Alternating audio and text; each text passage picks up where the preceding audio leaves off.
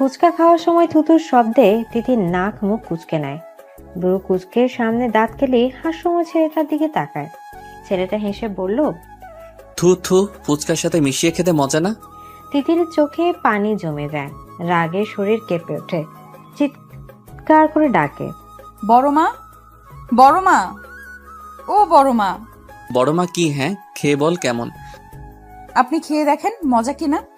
No no, আমি এসব খাই না। তুই চিকনি, তুই খা, অনেক ভিটামিন আছে, দেখবি কালকের মাঝে মোটা হয়ে যাবি। তিতির শব্দ করে কেঁদে ওঠে। সালমা বেগম ছুটে আসে। মেয়েটা মাত্রই তো প্লেট ভরে ফুচকা নিয়ে গেল, এখন আবার কি হলো?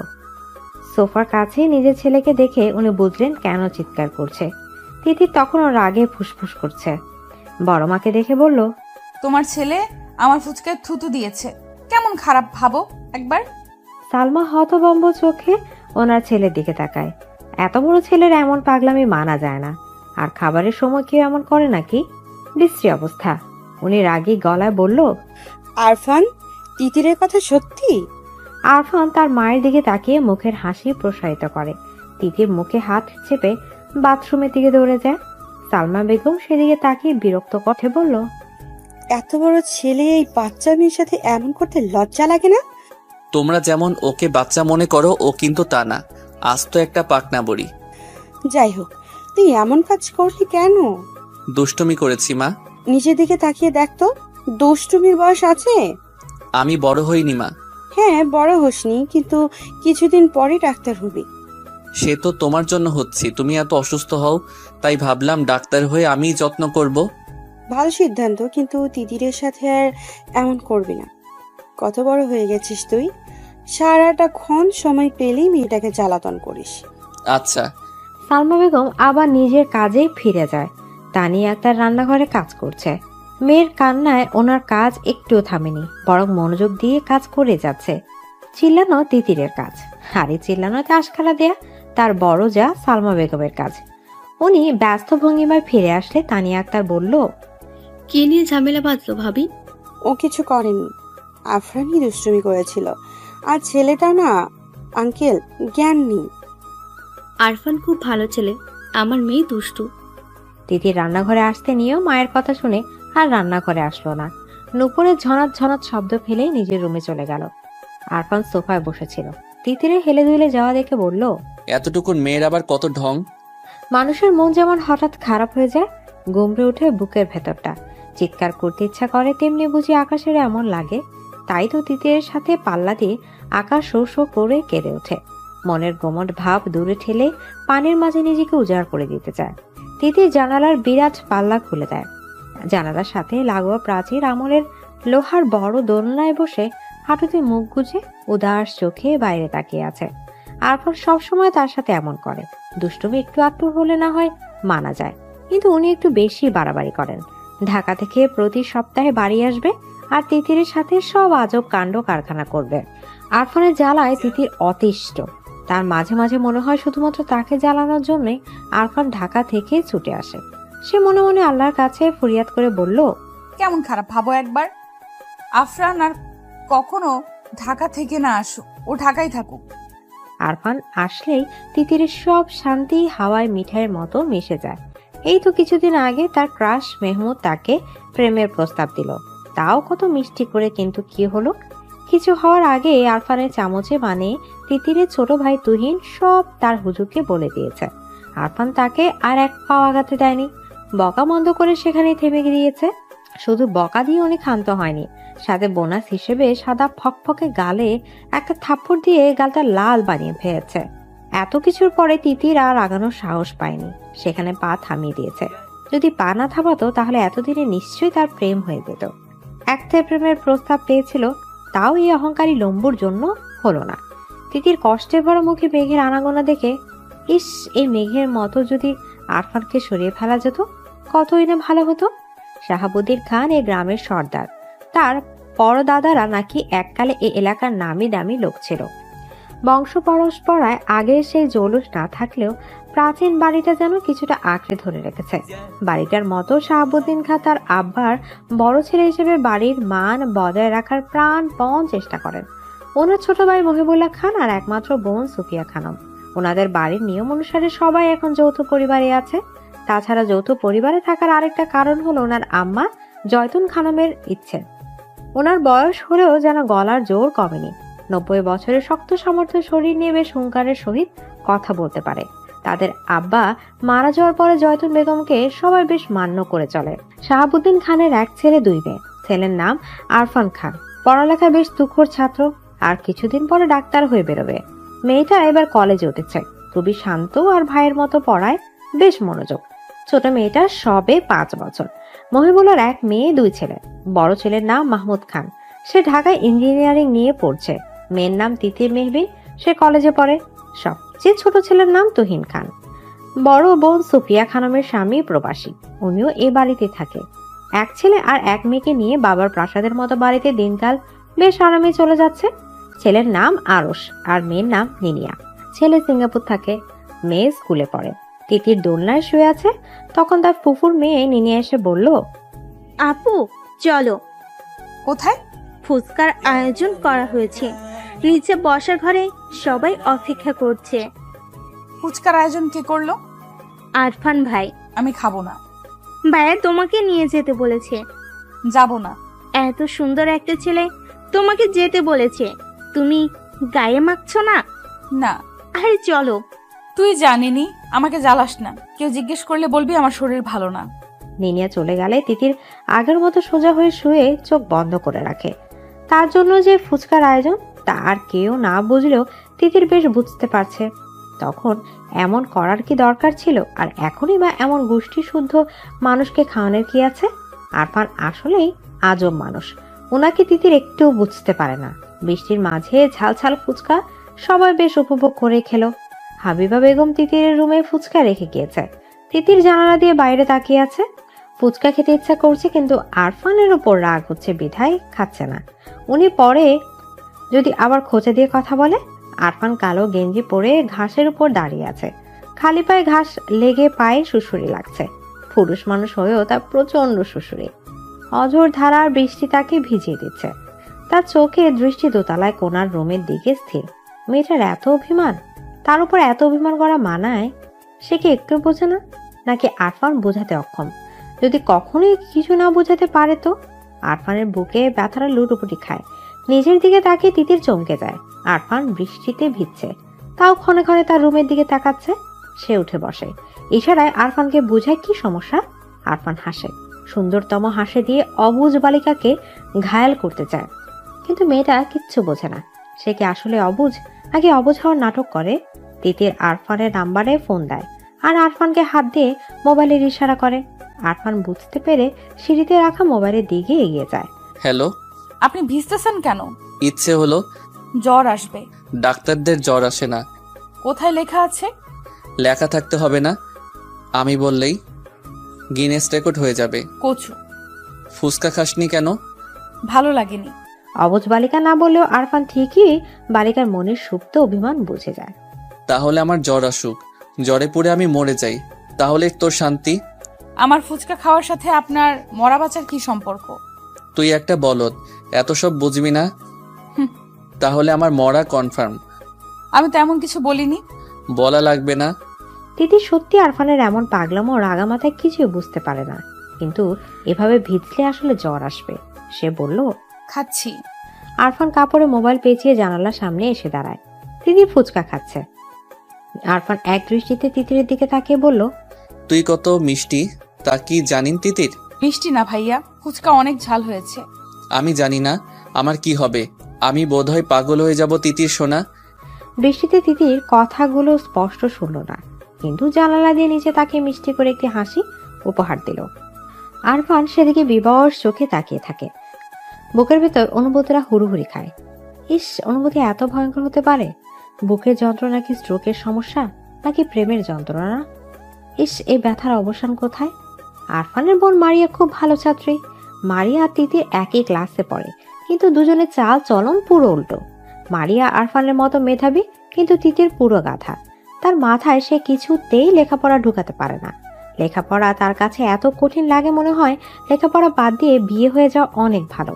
কিন্তু ভাগ্যক্রমে তার বিয়ের নামও তোলা হয় না। সে নাকি এখনো ছোট, কিন্তু তার ইচ্ছে করে বিয়ে করতে। সেটা কাকে বোঝাবে? সে একটু ছোট নেই, বেশ বড়ও হতে গিয়েছে। তিতিরের হাতে ধরে রাখা তথ্য যোগাযোগ প্রযুক্তি বই।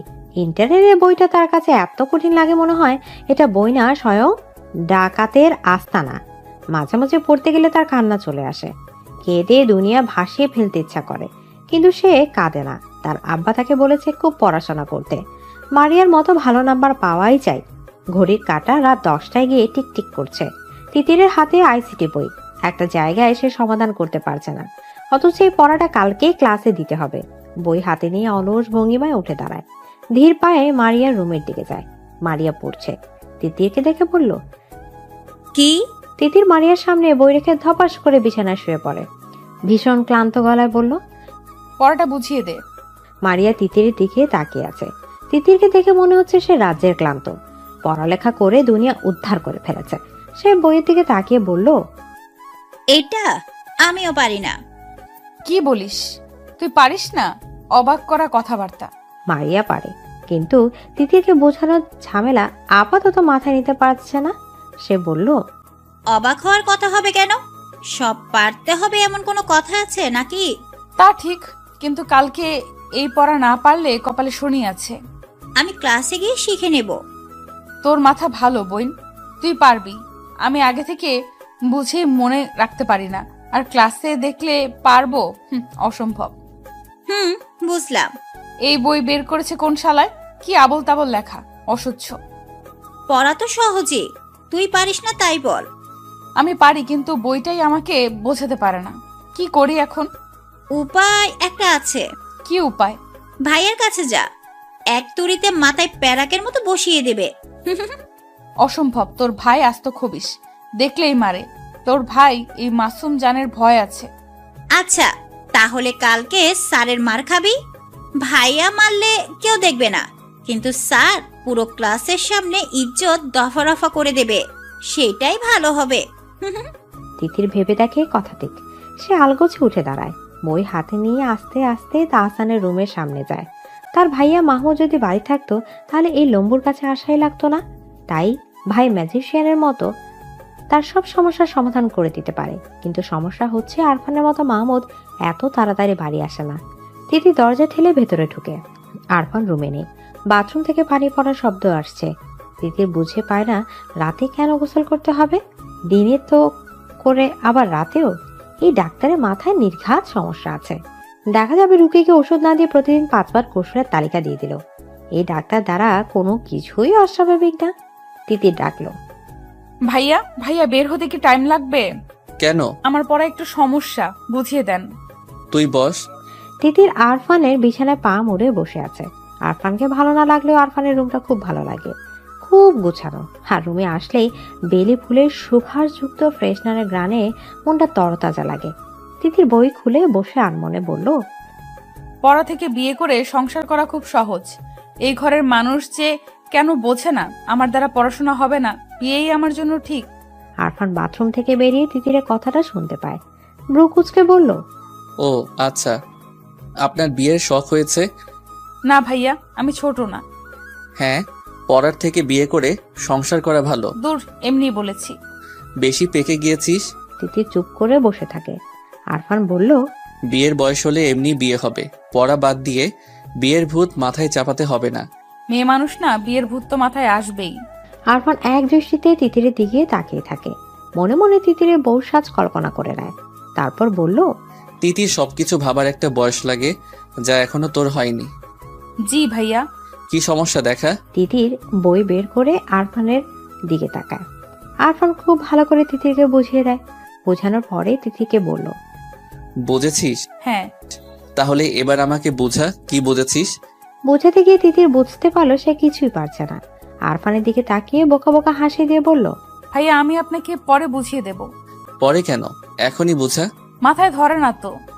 এই এত বড় গোলগাল মাথায় গোবর ছাড়া আর কি আছে শুনি? গোবরে মাথা। গোবরেও পদ্ম ফুল ফোটে। হ্যাঁ, কিন্তু তোর কিছুই হবে না। আমিও ভালো রেজাল্ট করে সবাইকে চমকে দেব। আরফান এক দৃষ্টিতে তিতিরের দিকে তাকিয়ে থাকে। মনে মনে বলে, তিতির সোনা, তুমি নিজেই তো আস্ত একটা পদ্ম ফুল। এই যে আমি ক্ষণে ক্ষণে নিজের হুঁশ হারাই কি জন্য?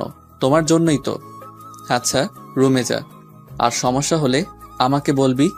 তিতির মিষ্টি করে হেসে আরফানের দিকে তাকায়, তারপর মিষ্টি করে উঠে দাঁড়ায় দুরন্ত বালিকার মতো উপরে রিনিঝিনি শব্দ তুলে বেরিয়ে যায়। আরফান বিবশ হয়ে তাকিয়ে আছে, বুকে অনুভূতরা লুটুপুটু খাচ্ছে। আগে নিজেকে খুব সামলাতে পারতো, কিন্তু ইদানিং তিতির যেন তরতরিয়ে বড় হচ্ছে, আর তার অনুভূতিরা তিতিরকে দেখলেই পাগলের মতো ছুটে যেতে যাচ্ছে। সারা গা কাটা দিয়ে ওঠে। ইস, মেয়েটা তাকে নিজের অগোচরে এত যন্ত্রণা দিচ্ছে, অথচ সে জানেই না তার মিষ্টি হাসি। দুষ্ট কথা। মায়াবী চোখে তাকানো আরফানকে শেষ করে দিচ্ছে, সারা শরীর অবশ হয়ে দিচ্ছে। আরফান বিছানায় শুয়ে পড়ে, চোখ বন্ধ করে নিজেকে বুঝায় তিতিটা এখনো বাচ্চা, আরো পরে, কিন্তু মন উল্টো তাকে বুঝতে পারে। আর পরে টরে হবে না, এখনই তাকে চায়, তার মিষ্টি সান্নিধ্য চায়। সে খুব আপন করে ওকে চায়, কাছে না পেলে সে যে মরে যাচ্ছে আরফানের হাসে। তার এক গোপন অভিলাষ কেউই জানে না, কেউ বুঝেনি। জানলে কি হবে তা আরফান ভাবতে পারে না, দম বন্ধ লাগে। কিন্তু আর যাই হোক, পাখিটাকে তার করেই চায়। কত বছরে ভালোবাসা মিশিয়ে রেখেছে, তাকে বৃথা যাবে? আজকাল তিতিরকে সারা বাড়িতে টই টই করে ঘুরে বেড়াতে দেখে। আরফানের মনে প্রলয় হয়। এই প্রলয় ছিটে ফোটাও যদি কেউ জানতো, তাহলে নির্ঘাত তাকে বাড়ি ছাড়া করে দিত।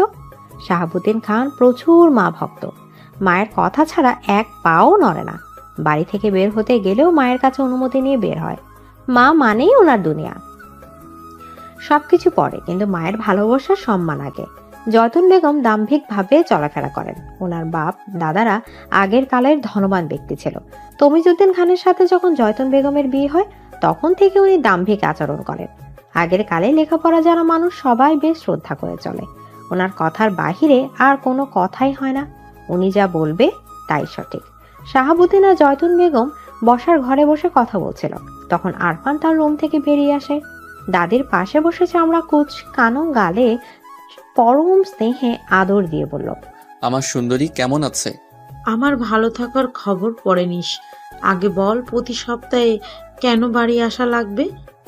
বন্দির দিন পড়া যায় না, এমন ফাঁকিবাজি করলে ডাক্তার হবি কি করে? আরফান মুচকি হাসে, মনে মনে বলল, বাড়ি তো আর এমনি এমনি আসি না দাদি। বাড়ি যে আমার সুখ ভ্রমর আছে, যাকে একটু দেখলেই সারা সপ্তাহ মন দিয়ে পড়তে পারি। না দেখলে মনে বড় অসুখ হয়, একটু পড়ায় মন দিতে পারি না। মুখে বলল, তোমাকে না দেখে থাকতে পারি না। মাহমুদ, ও তো ঢাকায় থাকে, সে তো এত আসে না, তোরই যত বাহানা। মাহমুদ তোমাকে ভালোবাসে না তাই আসে না, আমি খুব ভালোবাসি তাই আসি। বুঝেছ সুন্দরী? দোয়া করি তোর বউ আমার মতো সুন্দর হোক। আরফান হাসে, সুন্দর করে হেসে তার দাদির দিকে তাকিয়ে রয়। তিতির দাদির মতো হুবহু দেখতে, শুধু মাত্র মেজাজ ছাড়া। সে জয়তুন বেগমের গালে হাত দিয়ে বলল, তুমি তো আমার বউ, আর লাগবে না। যদি খুব লাগে তো তোমার মতো দেখতে কাউকে এনে দিও। জয়তুন বেগম তার কথা মতো ঘাটালেন না, উনিও হেসে বলল, আচ্ছা। এদিকে আরফানের আব্বা শাহাবুদ্দিন খান বৈঠক ঘরে বসে আছেন। সারা জীবন উনি গ্রামের সবার সাহায্য করে গিয়েছেন, কখনো কারো খারাপ করেননি। মানুষজন ওনাকে দেখলে ভক্তি ভরে তাকায়, সম্মানের সহিত কথা বলে। এটাই ওনাকে অনেক শান্তি দেয়। ওনার মনে হয় মানুষের সাহায্য করার মাঝে যে সুখ নিহিত আছে তা অন্য কোনো কাজে নেই। তাই তো ব্যবসা বাণিজ্য সামলানোর পাশাপাশি সমানভাবে গ্রামের সবার ভালো মন্দ দেখেন। সাহায্য করা ওনাদের রক্তে মিশে আছে। আরফান ব্যাগ নিয়ে বেরিয়ে আসে। প্রত্যেক সপ্তাহে বাড়ি গিয়ে তার পড়ার আসলে সমস্যা হয়। রাজ্যকে পড়া শেষ করা লাগে, কিন্তু সেই বা কি করবে? মনকে তো বোঝাতে পারে না। মনটা আজকাল এত বেপরা হয়ে গেছে যে আটকানো মুশকিল হয়ে যাচ্ছে। আরফান বাড়ি থেকে বেরোচ্ছে, কিন্তু কোথাও তিতিরে দেখা নেই। মেয়েটাকে না দেখে চলে যাবে? আরফান বুক পিঞ্জিরায় কেমন তোর ব্যথা ব্যথা অনুভূতি হয়। সবার থেকে বিদায় নেওয়ার পরও সে বারবার পেছনে ফিরে তাকাচ্ছে। সেই তাকানোতে ছিল মরিয়া হয়ে কাউকে খুঁজে নেয়া। শাহাবুদ্দিন খান বৈঠক ঘর থেকে ছেলেকে লক্ষ্য করেন। বারবার পেছনে ফিরে তাকানোটা ওনার চোখে লাগে। ছেলে এমন করে বারবার তাকাচ্ছে কেন? উনি গলা জোর লাগিয়ে আরফানকে ডাকলেন। বাবার ডাক শুনে আরফান সেদিকে এগিয়ে যায়। শাহাবুদ্দিন খান ছেলের দিকে তাকিয়ে থাকে। ছেলেটা যেন হঠাৎ করে বড় হয়ে গেল। এই তো বছর কয়েক আগেও কাঁধ নিয়ে হেঁটেছেন, অথচ এখন বসে দু কথা বলা হয় না। ছেলে মেয়ে বড় হবার সাথে সাথে কি বাবা মায়ের সাথে দূরত্ব বেড়ে যায়? শাহাবুদ্দিন অবশ্য ছেলের সাথে মিশার সর্বাত্মক চেষ্টা করেন। আরফান কাছে আসলে উনি বলল, তোমার লেখাপড়া কেমন চলছে আব্বু? ভালো। প্রতি সপ্তাহে বাড়িতে আসার কারণ কি? বাবার থেকে পাওয়া এমন প্রশ্নে আরফান থমকে যায়, জুৎসে উত্তর দিতে ভুলে যায়। মিথ্যা সাজিয়ে বলল, বাড়িতে আসলে ভালো লাগে, মন ফ্রেশ থাকে। বাড়িতে আসার চেয়ে লেখাপড়ায় মনোযোগ দেওয়া বেশি জরুরি না? জি। আমি চাই তুমি ভালো ডাক্তার হও আর আমাদের গ্রামের হসপিটালে বসো। জি বাবা। আচ্ছা যাও, বাড়িতে কম আসলেই ভালো হবে। আরফান হেঁটে বাগান পেরিয়ে যায়। গেটের কাছে গিয়ে চোখ পাকিয়ে নিনিয়ার দিকে তাকায়। সে আসলে এই মেয়েকে বুঝতে পারে না। আজব এক মেয়ে, এত ছোট অথচ আরফানের ধারণা এই মেয়ের হাড়ে হাড়ে শয়তানি। এই যে এখন পথে দাঁড়িয়ে হাসি মুখে তার জন্য দাঁড়িয়ে আছে, এসব কেন করে? আরফান বেশ বুঝে, নিজে যেমন আরেকজনের জন্য চাতক পাখির মতো অপেক্ষা করে থাকে, তাকে দেখার জন্য ব্যাকুল হয় নিনিয়ার মাঝে। সে এসব দেখতে পায়। আরফান বিরক্ত, দাদির আদরে নাতনি বলে কিছু বলতেও পারে না। সে হেঁটে চলে যায়। নিনিও তার পায়ের সাথে পা মিলিয়ে হাঁটে। আরফান না বুঝার ভান করে বলল, কই যাবি? কোথাও না। বাড়ি যা। নিনিয়া হেসে চলে যায়। মনে মনে ভাবে ভবিষ্যতে আরফানই তার হাজবেন্ড হবে। এখন পাত্তা না দিয়ে লাভ নাই। সুফিয়া খানম সারা জীবন আরাম আয়েশ করে এই দিন পার করে দিয়েছে। বিয়ের পরে কখনো স্বামীর বাড়িতে গিয়ে থাকেননি। বাবার বাড়িতে রাজ রানীর মতো জীবন কাটিয়েছে। তার মায়ের ওপর কথা বলার সাধ্যই কারণে উনি যেমন বলবে তেমন হবে। দুই ভাইয়ের বউ কখনো শাশুড়ির উপরে কথা বলে না। বড় বোন হিসেবে দুই ভাই আর ভাইয়ের বউরা বেশ মান্য করে চলে। আজকাল ওনারা মনে হয় এক সুপ্ত বাসনা জন্মেছে। মেয়েকে দূরে বিয়ে দেওয়ার চেয়ে আপন মানুষের কাছে বিয়ে দিয়ে এই বাড়িতে রাখতে পারলে মন্দ হয় না। সুফিয়া খানম নিজের মতো পরিকল্পনা করে রেখেছেন, সময় মতো তা বাস্তবায়ন করতে পিছপা হবেন না। তিতির প্রাইভেট পড়ে বাড়ি ফিরছিল, আর মনে গুনগুন করে গান গাইছে। হঠাৎ রাকিব নামের ছেলেটা তার পথ আটকে দাঁড়ায়। তিতির থমথমে মুখে বলল, পথ আটকেছিস কেন? তোকে কিছু বলার আছে। তিতির আন্দাজ করে নেয় রাকিব নামের ছেলেটা কি বলতে চায়। ক্লাসমেট হিসেবে এতদিন তিতির এইটুকু বুঝতে পেরেছে যে রাকিব আসলে তাকে পছন্দ করে, কিন্তু সাহস করে আগাতে পারছে না। তিতির কিছু কটু কথা বলার জন্য মুখ খুলবে, ঠিক তখনই দেখে আরফান সিএনজিতে করে যাচ্ছে। রাস্তার তিতিরকে কোনো ছেলের সাথে কথা বলতে দেখে তার ভ্রু কুঁচকে যায়। আরফানকে দেখে তিতির তার মুখের কথা টুপ করে গিলে নেয়। কটু কথা বলার পরিবর্তে মুখে ফুটে ওঠে মিষ্টি হাসি। চোখের তারায় খেলে যায় এক আকাশ পরিমাণ উৎসাহ। আরফানের হাত মুষ্টিবদ্ধ হয়। চলন্ত গাড়ি থেকেই তিতিরের দিকে স্থির দৃষ্টিতে তাকিয়ে থাকে। তিতিরের পাশে দিয়ে শো শো গতিতে গাড়িটা চলে যাওয়ার পরে তিতির রাকিবকে বলল, শোন, তুই যা ভাবিস তা ভুলে যা। আমার ভাইয়া শুনলে তো হাত পা ভেঙে দিবে। হাত পা ভাঙবে কেন? আমরা কি ফেলানো নাকি? তাদের সাথে আত্মীয়তা করার রহম আমাদেরও আছে। তা হয়তো আছে, কিন্তু আফরান ভাইকে চিনিস? ওনার মা সামলানোর ক্ষমতা নেই। তুই ওনার ভয়ে প্রেম করবি না। তিতির অন্যমনস্ক হয়ে ভাবে, তাই তো উনি কে যে ওনাকে ভয় করে চলতে হবে। তার যেভাবে ইচ্ছা সেভাবে চলবে। কিন্তু পরক্ষণে মনে পড়ে আরফান ভাই জানতে পারলে তাকে ভয়ানক সব শাস্তি দেবে। কিছুক্ষণ আগে যেটুকু দেখেছে তাতে তো অবস্থা বেগতিক হবে। তিতির আর কিছু না বলে হন হন করে বাড়ির উদ্দেশ্যে চলে যায়। বাড়িতে যাওয়ার পরে তিতির ঘুমিয়ে যায়। আরফান বাড়িতে নেই, মানে বিন্দাস জীবন। এই সন্ধ্যায় কুম্ভকর্ণের মতো ঘুমায়। আরামে ঘুমানোর এক ফাঁকে তার মনে হলো কেউ তার রুমে ঢুকেছে। বিছানার পাশে দাঁড়িয়ে আছে। তিতির চোখ খুলে তাকায়। বিছানার পাশে আরফানকে দাঁড়িয়ে থাকতে দেখে সে লাফিয়ে ওঠে। ঝটপট বলল, আপনি জাননি? না। তিতির ভেবেছে আরফান আজকে যা দেখেছে আবার ঢাকা থেকে বাড়ি ফিরতে আসতে সব ভুলে যাবে। কিন্তু এই বান্দা যে আজকেই ফিরে এসেছে, কিন্তু কেন? তিতির ভ্রু কুঁচকে বলল, কেন? এই কাপড়গুলো ধুয়ে দে। আমাকে দিয়ে কাপড় ধোয়ানোর জন্য আপনি ফিরে এসেছেন? ধুয়ে দিবি কিনা বল। না, জীবনেও না। আমি কি আপনার চাকর নাকি?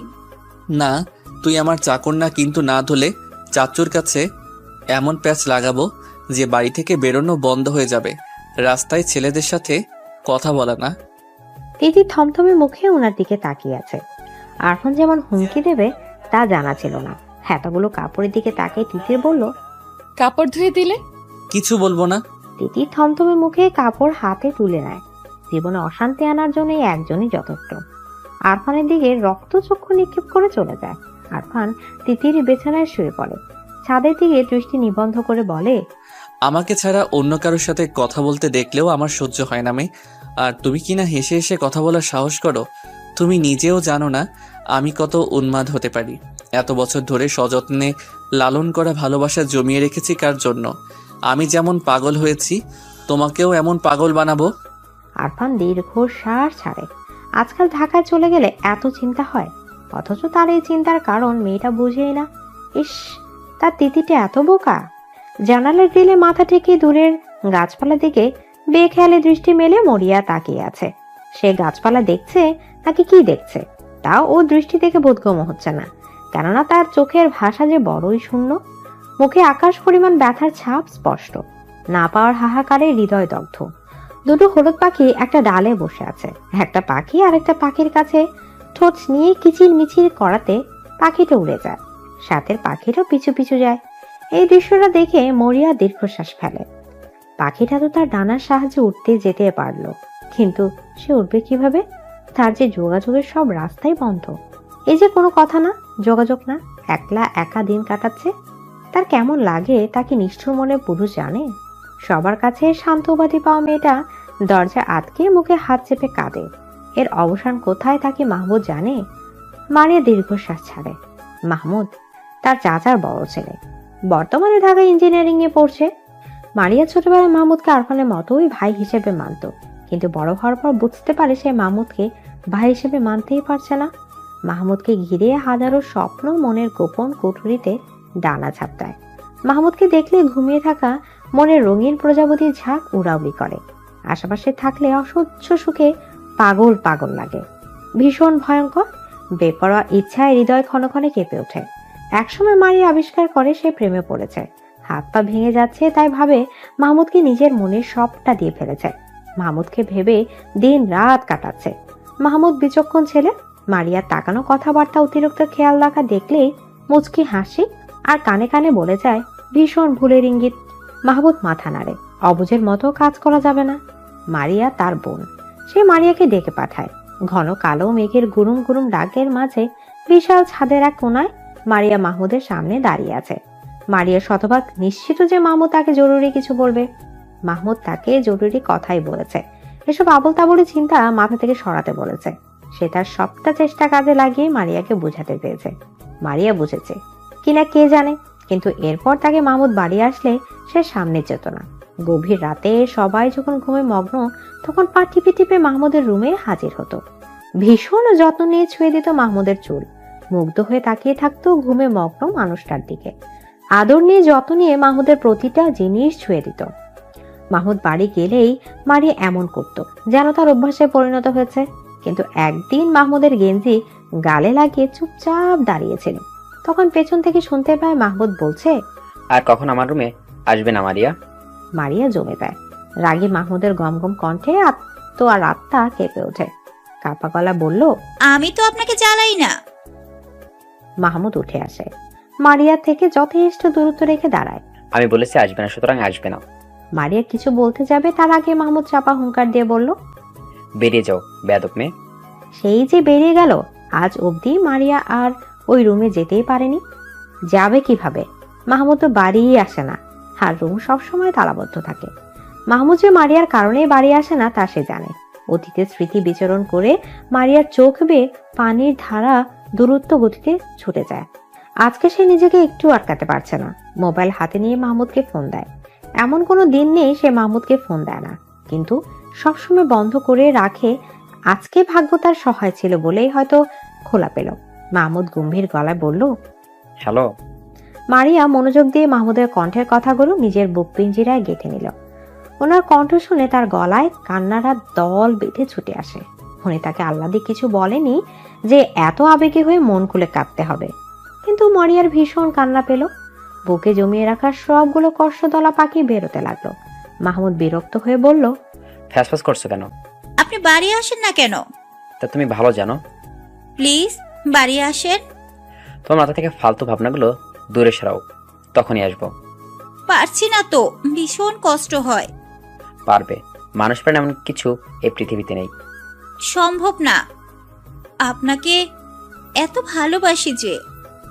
মারিয়ার কথা অসম্পূর্ণ থাকতে মোবাইলের সংযোগ বিচ্ছিন্ন হয়। সংযোগ বিচ্ছিন্ন হওয়ার টুটটুট আওয়াজের সাথে মারিয়ার বুকটাও ভেঙে যায়। তিতির আজকাল খেয়াল করেছে আরফান তাকে বেশ গুরুত্ব দেয়। পরিবারের সবার সামনে কোনো আবদার রাখলে কেউ যদি না মানে তো আরফান কিভাবে যেন সবাইকে রাজি করায়, অথচ মুখে মুখে সারাক্ষণ তিতিরের সাথে রাগ দেখায়। আজকাল আরফানের তাকানোতে তিতিরে বুক রাগ লাগে। সব ছেলে কি এমন করে তাকায়, নাকি একমাত্র আরফানই তার দিকে এমন মায়া ভরা চোখে তাকায়? কলেজে যাওয়ার পর বান্ধবীরা আরফানের ফোন নাম্বারের জন্য ধরেছে, যেভাবেই হোক আরফানের সাথে কথা বলাতেই হবে। তিতির বলল, উনি এত রাগী, ওনার সাথে কথা বলে কি করবি? রাগী তাতে কি, তুই জানিস না রাগী ছেলেরাই বউদের বেশি ভালোবাসে। আমার সাথে সেট করাই দে দোস্ত, আমি শুধু ওনাকেই চাই। সাইমা কথাগুলো স্বাভাবিক হলো কেন জানি তিতিরের গায়ে আগুন ধরে যায়। রাগী গলায় বলল, তুই কেন বউ হতে যাবি? সর সামনে থেকে। আরে চাতস কেন, বউ হলে ক্ষতি কি? না, তুই বউ হতে পারবি না। তাহলে কে বউ হবে? তুই? তিতির থমকে যায়। মনের আকাশে কল্পনা করে নেয় সে তিতিরের বউ। তারপর এক ছটকায় মাথা নেড়ে বলল, অসম্ভব। সারাদিন তোর পিছনে ঘুরে আমার মনে হয় চান্দু তোর জালেই ফাইসা গেছে। তিতির কখনো এসব ভাবেনি। সে ভাবাচাকা খেয়ে বলল, কি বলিস? তুই খেয়াল করিস না সে আমার ভাই। হ্যাঁ, চাচাতো ভাই। কিন্তু ভাই তো। সমস্যা নেই, এই ভাই থেকে সাই বানাবো, বুঝলি? No problem. তিতির আর কোনো কথা বলেনি, চুপচাপ কলেজ শেষ করে বাড়ি এসেছে। মারিয়া হাজারটা কথা বলেও মুখ দিয়ে কোনো কথা বের করতে পারেনি। তিতির সারাক্ষণ এগুলো ভাবছে, আর কেমন একটা অস্বস্তি কাটার মতো গলায় আটকে আছে। আজকে প্রায় 20 দিন হতে চলল আরফান বাড়ি আসেনি। আজকে এসেছে। তিতির ভাবনার ডানা রং লাগাতেই বুঝি আজকে মহারাজার বাড়িতে আসা। অতি সাহস নিয়ে তিতির আরফানের রুমের সামনে যায়, কিন্তু আরফান রুমে নেই। রুমে না পেয়ে বাহিরে বাগানে যায়। সেখানে আরফান সবার সাথে বসে আছে। তিতিরকে দেখে আরফান নড়ে চড়ে বসে। তিতির অন্যদিনের মতো মোটেও হইচই করছে না, বরং শান্ত হয়ে বসে আছে। বারবার আরফানের দিকে তাকাচ্ছে। আরফানের চোখে দৃষ্টির মাঝে যেন হাজারো কাব্য ফুটে আছে, কিন্তু এসব তিতিরের বোধগম্য হচ্ছে না।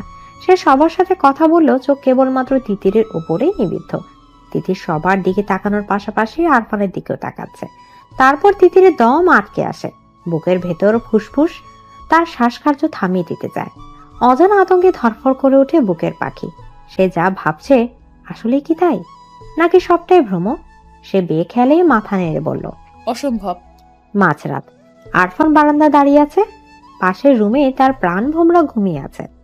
আরফানের পরিণত বয়স, মাথায় হাজার উল্টা পাল্টা চিন্তা ঘুনে পোকার মতো কিলবিল করছে। আরফান দীর্ঘশ্বাস ফেলে। তার ইচ্ছেগুলো বড়ই অবাধ্য। আজকাল লাগামহীন ঘোড়ার মতো বেসামাল ভাবে ছুটে যায়। সে ডাক্তারি পড়ছে। সাথের মেয়ে সহপাঠীগুলো দেখতে খুব সুন্দর। মাঝে মাঝে কয়েকজন তাকে ভালোবাসার জালে আটকানোর চেষ্টা করে। তার সাথে ঘনিষ্ঠ মুহূর্ত কাটাতে চায়, কিন্তু এত সৌন্দর্য কাছে টানার হাজারো আগতি দূরে ঠেলে দেয় শুধুমাত্র এই মেয়েটার জন্য। ছোটবেলা থেকে তিতিরকে কেমন আপন লাগতো নিজের মনে হতো। তখন ব্যাপারটা স্বাভাবিক লাগলেও একটুখানি বড় হওয়ার পরে সে বুঝতে পারে এটা মোটেও স্বাভাবিক ব্যাপার না। সে আসলে এই পিচ্চির প্রেমে পড়ে গেছে। শুধু প্রেমে পড়া বলে ভুল, সে আজন্ম পাগল হয়ে গেছে। যে পাগলের পাগলামি তিতিরে ভালোবাসার পরশ ছাড়া ভালো হবে না। তাছাড়া আরফান ভালো হতেও চায় না, বরং তিতিরকে নিজের করে পেয়ে গেলে পাগলামির পরিমাণ বাড়াতে চায়। ভালোবাসার পাগলামিতে ছোট পাখিটাকে ছাড়খাড় করে দেওয়ার প্রয়াস বুকের ছোট কোঠরিতে আস্তে আস্তে জমা হচ্ছে। বারান্দার বাইরে লাগানো বেরি ফুল থেকে ভুরভুর করে সুগন্ধ আরফানের প্রেমে দগ্ধ হৃদয় আরো পাগল করা করে দিচ্ছে। তার কেমন নেশা যেন লাগছে। মনে হচ্ছে এখন যদি তিতিরকে কাছে পেত তাহলে আদরে ভালোবাসায় ঠিক কাঁদিয়ে ফেলতো। আরফান চোখ বন্ধ করে বারান্দার গ্রিলে মাথা ঠেকায়। ফোঁস করে নিঃশ্বাস ফেলে দাঁড়িয়ে থাকে। তিতির হাত বাড়িয়ে মোবাইল হাতে নেয়। রাত 2টা বেজে। তখন চোখের তারায় এক রত্তি ঘুম নেই। ভেতরটা কেমন ছটফট করছে। এর আগে কখনোই তার এমন অসহ্য অনুভূতি হয়নি। সবসময় নিশ্চিত মনে ঘুমাতে পেরেছে, কিন্তু আজকের রাতটা সম্পূর্ণ ভিন্ন। এতদিন কোনো হাবার জগতে বাস করতো, ভাবতে কেমন জালি লাগছে। আরফানের শাসন, বকা, অকরণে কথা কাটাকাটি, লুকিয়ে চুরিয়ে দেখা, এসব সে কখনোই খেয়াল করেনি, কিংবা খেয়াল করা কোনো কারণে খুঁজে পায়নি। কিন্তু আজকে বেখেয়ালে তার প্রতি আরফানের নরম অনুভূতি দেখে তিতিরের ছোট হৃদয়ে পাহাড়ের 1000 মিটার উচ্চতায় টাঙানো দোলনার মতো হু হু করে দুলে ওঠে। ক্ষেমন্তর ভয়ে গলা শুকিয়ে আসে। আরফান তার দিকে ভালোবাসার উষ্ণ দৃষ্টি তাকাতে ভাবতেই বারবার চোখ বন্ধ করে যাচ্ছে। এটা কি লজ্জা, নাকি ভয়, নাকি সংশয়, তা সে জানে না। শুধুমাত্র এটা জানে এখন তাকে আরফানের থেকে লুকিয়ে বাঁচতে হবে। না লুকালে আরফান তাকে শেষ করে দেবে। হাজারো চিন্তার অবসান ঘটিয়ে ভোরের দিকে তিতির ঘুমিয়ে যায়। এরপর মাস চলে যায়। আরফান বাড়ি আসলে তিতির আরফানের সামনে যায় না, এক প্রকার লুকিয়ে বাঁচে। যদি সামনে পড়ে যায় আস্তে করে পাশ কাটিয়ে চলে যায়। তিতিরের উপেক্ষা আরফানের চোখে লাগে। আগে বাড়িতে আসলে তিতির হইচই শোনা যেত, আর এখন এমন নিষ্প্রাণ হয়ে থাকে কেন, এটাই সে বুঝে আসে না। মেয়েটার হঠাৎ এই পরিবর্তন বাড়ির সবাই যেন দেখছেই না। আরফানের মনে হয় তিতির সবাইকে না, বরং শুধুমাত্র তাকে উপেক্ষা করছে। হ্যাঁ, তিতিরের এমন ব্যবহার তাকে মানসিক অশান্তি দিচ্ছে। বাড়িতে যে সুখটুকুর জন্য আসা হতো তা যেন দুঃখে রূপে প্রকাশ পাচ্ছে। রাতের খাবার খাওয়ার জন্য সবাই যখন টেবিলে বসেছে তখন তিতির চুপচাপ নিজের খাবার গলাধিকরণ করতে ব্যস্ত। পাশের একজোড়া গাঢ় চোখ যে তাকিয়ে দেখছে সেই ব্যাপারে অজ্ঞ হলেও না বুঝার ভান করে জলদি নিজের খাবার খেয়ে যাচ্ছে, যেন টেবিল থেকে যেতে পারলেই সে বাঁচে। আরফান আর চোখে সবটাই পর্যবেক্ষণ করে ভয় নিশানা খামচে ধরে করে যায়। তার হওয়া পাখি কি অন্য কেউ দখল করে নিল? তা না হলে একটা মেয়ে এত দ্রুত কিভাবে পাল্টে যাবে? সে শুনেছে মেয়েরা প্রেমে পড়লে নাকি পরিবারকে সময় দিতে চায় না, সারাদিন বদ্ধ রুমে থাকতে পছন্দ করে। সবাই খাবার খেয়ে যে যার রুমে চলে যাওয়ার পর আরফান ছাড়ে যায়। মোবাইল বের করে তিতিরকে ফোন দেয়। আজকে এর সমাধান বের করবেই। তাকে এত উপেক্ষা কেন? মেয়েটাকে তাকে বাঁচতে দেবে না? এভাবে কি বাঁচা যায় নাকি? আজকে এর একটা ভিত করতেই হবে। আরফানের ফোন পেয়ে তিতিরের শ্বাস বন্ধ হয়ে যায়। গত 1 মাস ধরে মনের গোপন ঘরে জন্ম হওয়া ভাবনাটা বেশ যাচাই বাছাই করা হয়েছে, কিন্তু প্রতিবারই পজিটিভ রিভিউ পেয়ে ভয়ে আরো কুঁকড়ে গিয়েছে। আবার নিজেকে এটাও বুঝিয়েছে যে সব মনের ভুল। চাচাতো ভাই বোন হয়, তারা তাকাতেই পারে, এতে ক্ষতি কি?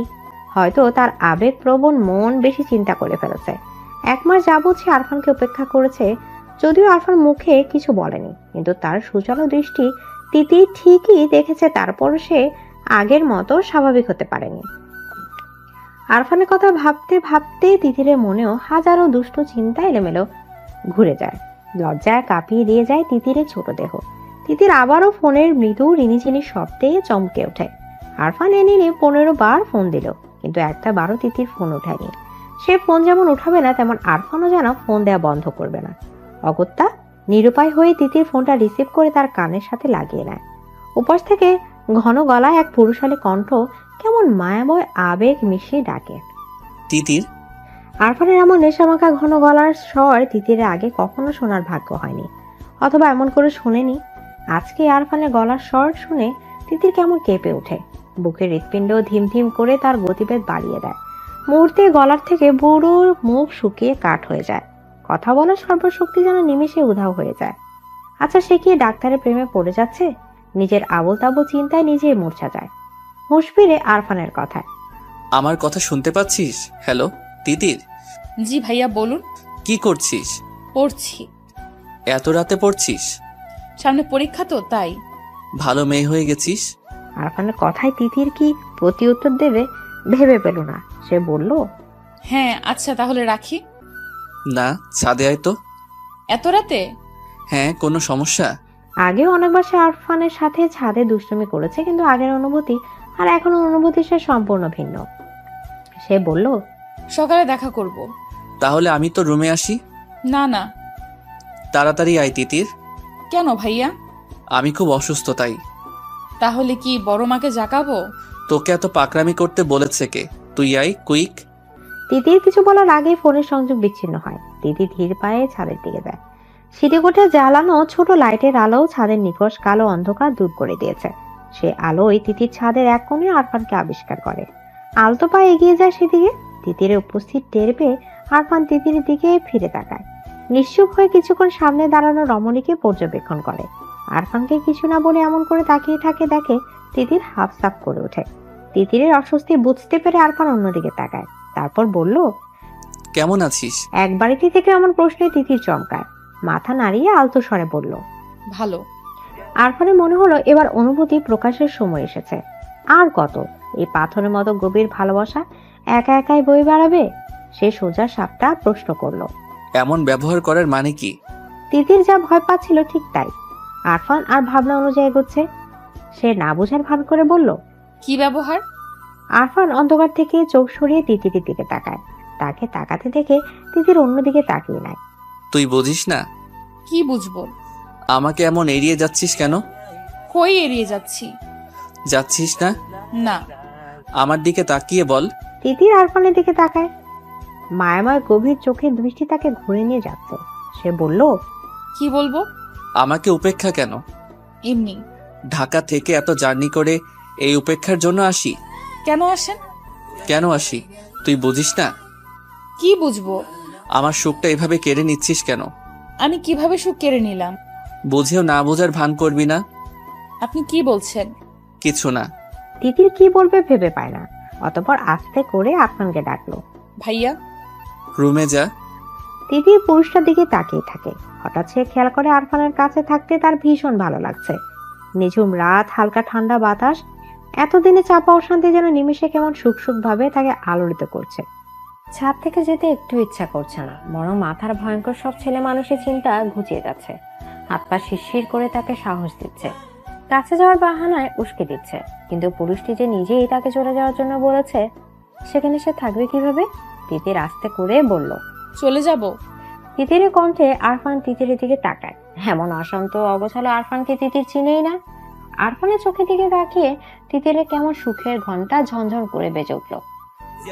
কেঁপে উঠল ছোট দেহ। আরফান আর তিতির একে অপরের দিকে তাকিয়ে আছে। আরফান কিছু বলার আগে তিতির চলে যেতে চায়। ভয়ঙ্কর কিছু আশঙ্কা তাকে দোলা দিচ্ছে, কিন্তু পা দুটো বড় সর্বনাশ, একদম নড়তে যাচ্ছে না। হঠাৎ তিতিরের সামনে আরফান ঝড়ের গতিতে এসে উপস্থিত হয়। তিতিরকে কিছু বুঝে ওঠার আগে নিজের সাথে আঁকড়ে ধরে তিতিরের ছোট দেহ। তিতির কেঁপে ওঠে, দম বন্ধ করে নেয়। আরফানের মাথায় যেন এতদিনে সব নেশা একসাথে চেপে এসেছে। জগৎ, সংসার, সম্পর্ক সবকিছুর কথা ভুলে আলতো করে চুমু খায় তিতিরের নরম ঠোঁটে। পরপর কয়েকটা চুমু দিয়ে থেমে যায়। আবছা ভাবে তিতিরের প্রতিক্রিয়া বোঝার চেষ্টা করে। তিতিরকে চুপচাপ থাকতে দেখে আরেকটা মিষ্টি চুম্বন দেয়। আরফানের এমন হঠাৎ আক্রমণে তিতিরের বুকে নতুন জোয়ার এনে দেয়। তাকে পরিচয় করিয়ে দেয় ভালোবাসার এক অনন্য সুখের সাথে। বালিকার বুকে সমুদ্র উত্তাল ঢেউ আছড়ে পড়ে, এলোমেলো করে দেয় তাকে। দুহাত দিয়ে আঁকড়ে ধরে লম্বা বলিষ্ঠ পুরুষটাকে। থেমে যাওয়া ঠোঁটের স্পর্শ আবারও নতুন করে জাগিয়ে দেয়। তিতিরের এইটুকু আহ্বান আরফানকে পাগল করে তোলে। এতদিনে জমিয়ে রাখা সবটা ভালোবাসা পাগলের মতো মাথা নাড়া দিয়ে ওঠে। অথচ দুজনের কেউ কাউকে ভালোবাসার কথা বলেনি। বুকের ভেতর অনুভূতি দানা ঝাপটানোর কথাই বলেনি। অনুভূতির সূক্ষ্ম বাক্যগুলো যেও কাউকে দেখায়নি, কিন্তু তাদের কাছাকাছি আসা হয়ে গেছে। মিষ্টি ঠোঁটের কোণে একটু একটু ভালোবাসার ছাপ দৃশ্যমান। আরফান ফিসফিস করে বলল, আমার তিতির পাখি, খুব ভালোবাসি সোনা। দীর্ঘ 5 মাস পরে মাহমুদ বাড়ি আসে। বাড়ি আসার প্রচন্ড ইচ্ছা থাকলে সে একবারও বাড়ি মুখো হয় না। সাধারণ সম্পর্ককে সে অন্য নাম দিতে রাজি না। তাছাড়া এটা কখনো সম্ভব না। এতদিন পরে হঠাৎ করে মনটা বাড়ির জন্য আনচান করে ওঠে। এদিকে পড়ালেখাও প্রায় শেষ, তাই তো কাউকে কিছু না জানিয়ে রাতের বাসে করে সকালে এসে বাড়িতে পৌঁছায়। মহিবুল্লাহ খান ছেলেকে পেয়ে খুব খুশি হয়ে যায়। শুধু মহিবুল্লাহ, কোনো বাড়ির প্রত্যেকে খুশি না। বাড়ির বড় সন্তান শাহাবুদ্দিন খান হলেও ওনার ছেলে আরফান জন্ম নেওয়ার আগেই মহিবুল্লাহর ছেলে মাহমুদ জন্মগ্রহণ করেছে। সুতরাং প্রথম বাচ্চা হিসেবে মাহমুদই সবারই প্রিয়। তাছাড়া প্রিয় না হওয়ার কোনো কারণও অবশ্য নেই। মাহমুদ খুব শান্ত ও নিবিড় প্রকৃতির মানুষ। কিছু মানুষ আছে না দেখলে প্রচন্ড ভালো লাগে, মাহমুদ তেমন মানুষ। এতদিন পরে নিজের ছেলেকে পেয়ে তানিয়া তার আনন্দে আত্মহারা হয়ে যায়। সেই যে আসার পরে ছেলেকে আঁকড়ে ধরেছে, এখন এভাবে আছে। খুশিতে চোখে পানি চলে আসার উপক্রম।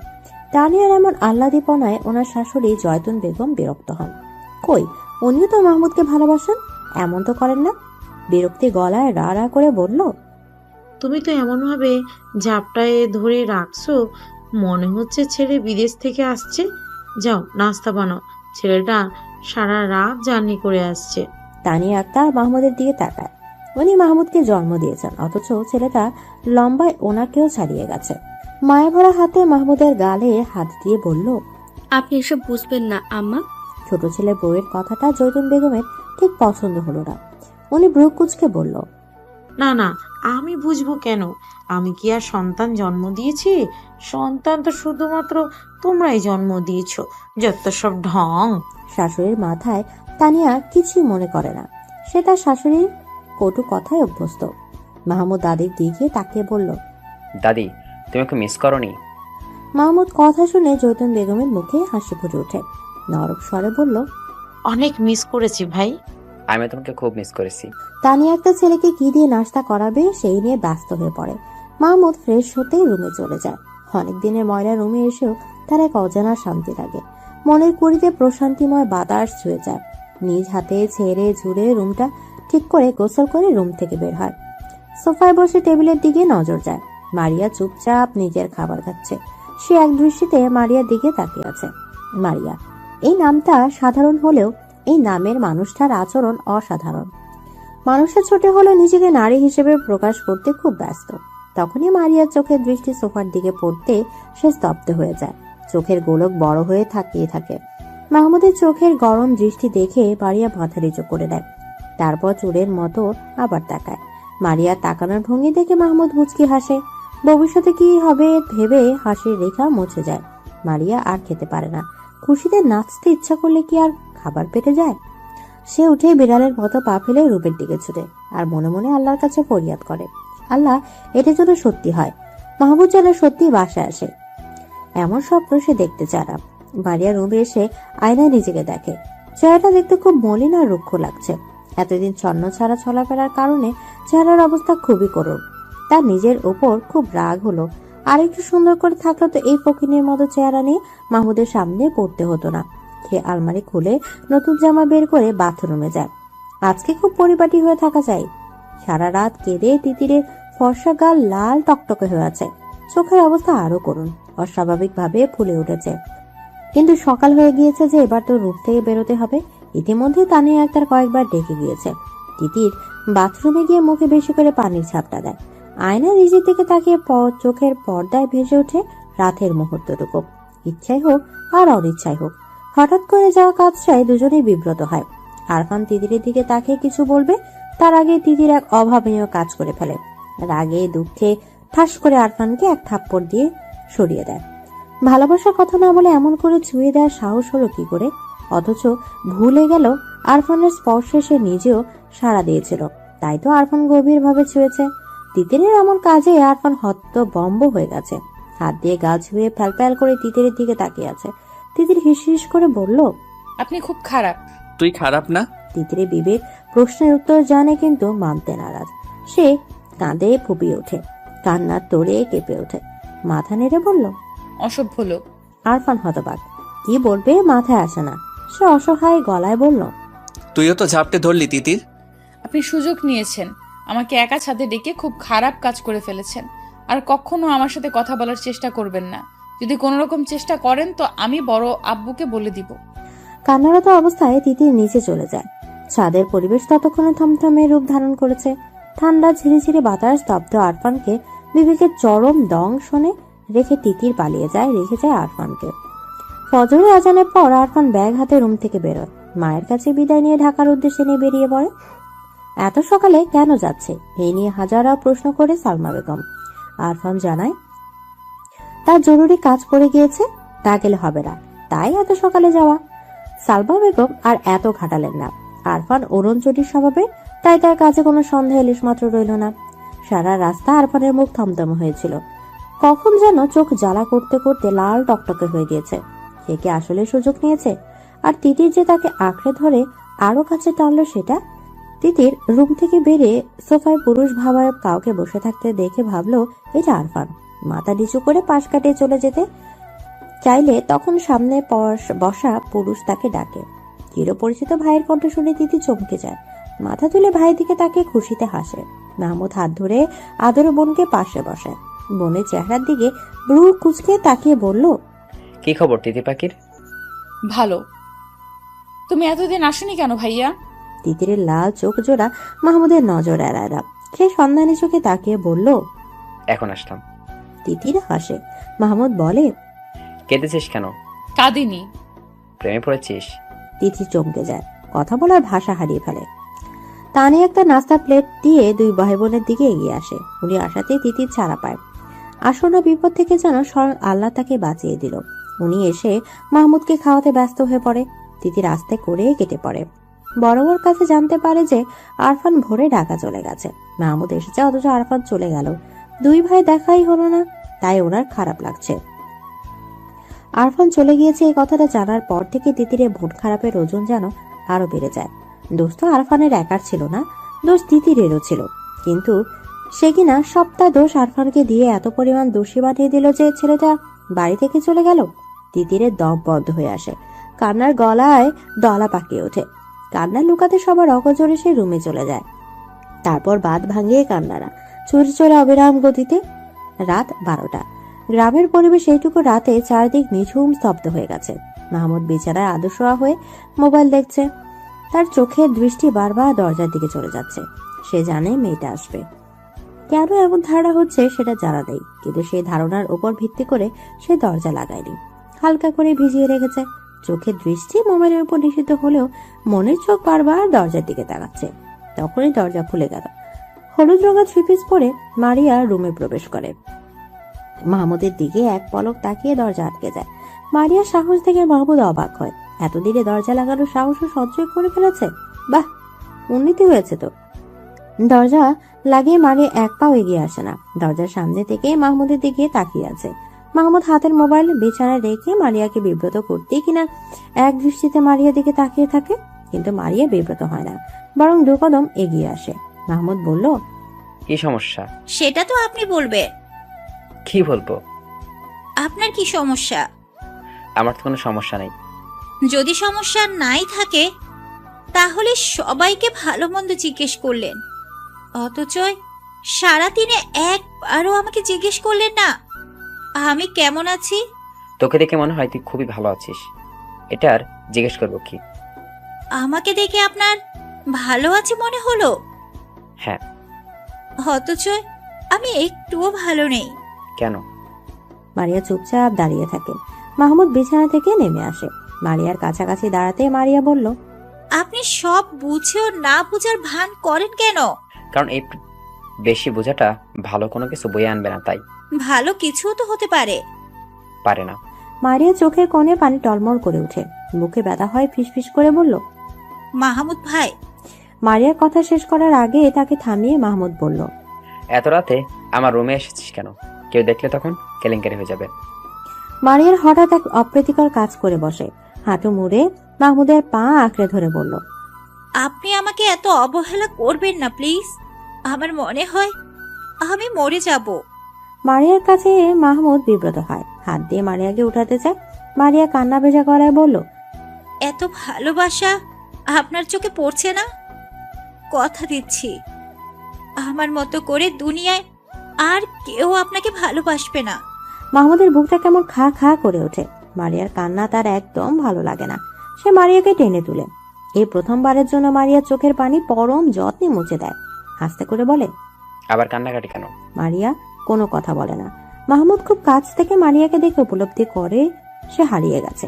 তবে হারিয়েছে সেটা না জানা থাকলেও এটুকু বুঝতে পারছে অনেক আগেই গোপন কুঠরিতে এই নারী জায়গা করে নিয়েছে।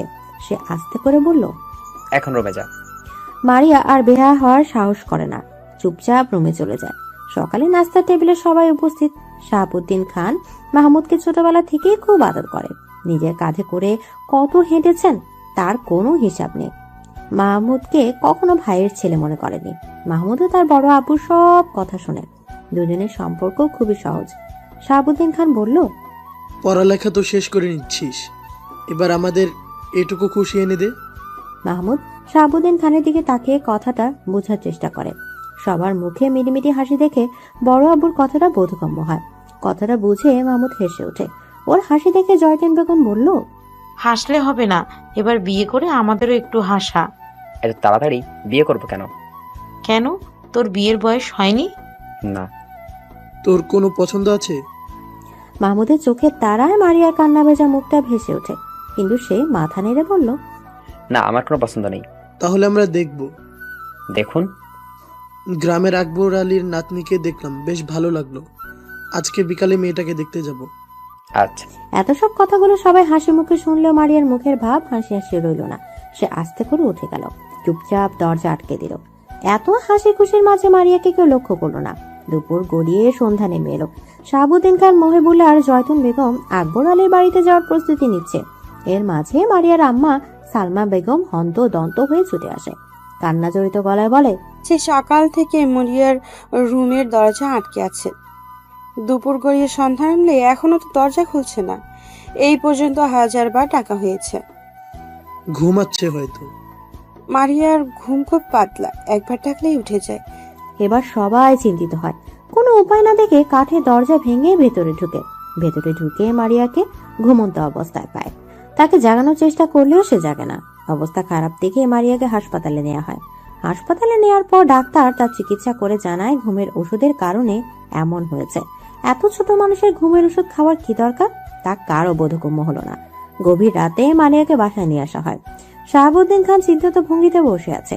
এই এত কিছু ঘটে গেছে, অথচ মাহমুদ একটা শব্দ পর্যন্ত উচ্চারণ করেনি। কেমন গম্ভীর হয়ে আছে। সে তার বড় আব্বুর কাছে এগিয়ে আসে, মুখে সাহস নিয়ে পাশে বসে, হাত ধরে বলল, বড় আব্বু, একটা কথা বলি। বল। তোমার রাজকন্যাটা আমাকে দিয়ে দাও, আমি তাকে রানীর মতো করে রাখবো। তোরা একে অপরকে ভালোবাসিস? মাহমুদ কথা বলে না, কিন্তু শাহাবুদ্দিন খান শিক্ষিত বিচক্ষণ মানুষ, উনি যা বুঝার বুঝে নেয়। সেদিন রাতেই মাহমুদ আর মারিয়ার বিয়ের দিন ঠিক করা হয়। সবাই অবাক হলেও কোনো বিরোধিতা করেনি। তিতির খুশি হয়। তখনই হাতের মোবাইলে টুং করে মেসেজ আসে। মেসেজ খুলে তার ভ্রু কুঁচকে যায়। আরফান একটা মেয়ের গালে চুমু দিচ্ছে, আর একটা ছবিতে জড়িয়ে রেখেছে। তিতিরের খুব রাগ হলো। রাগে হাতের মোবাইল হাত থেকে ফেলে ভেঙে ফেললো। হাত দিয়ে নিজের ঠোঁট পাগলের মতো ঘষে আরফানের সবটা স্পর্শ মুছতে চাইল।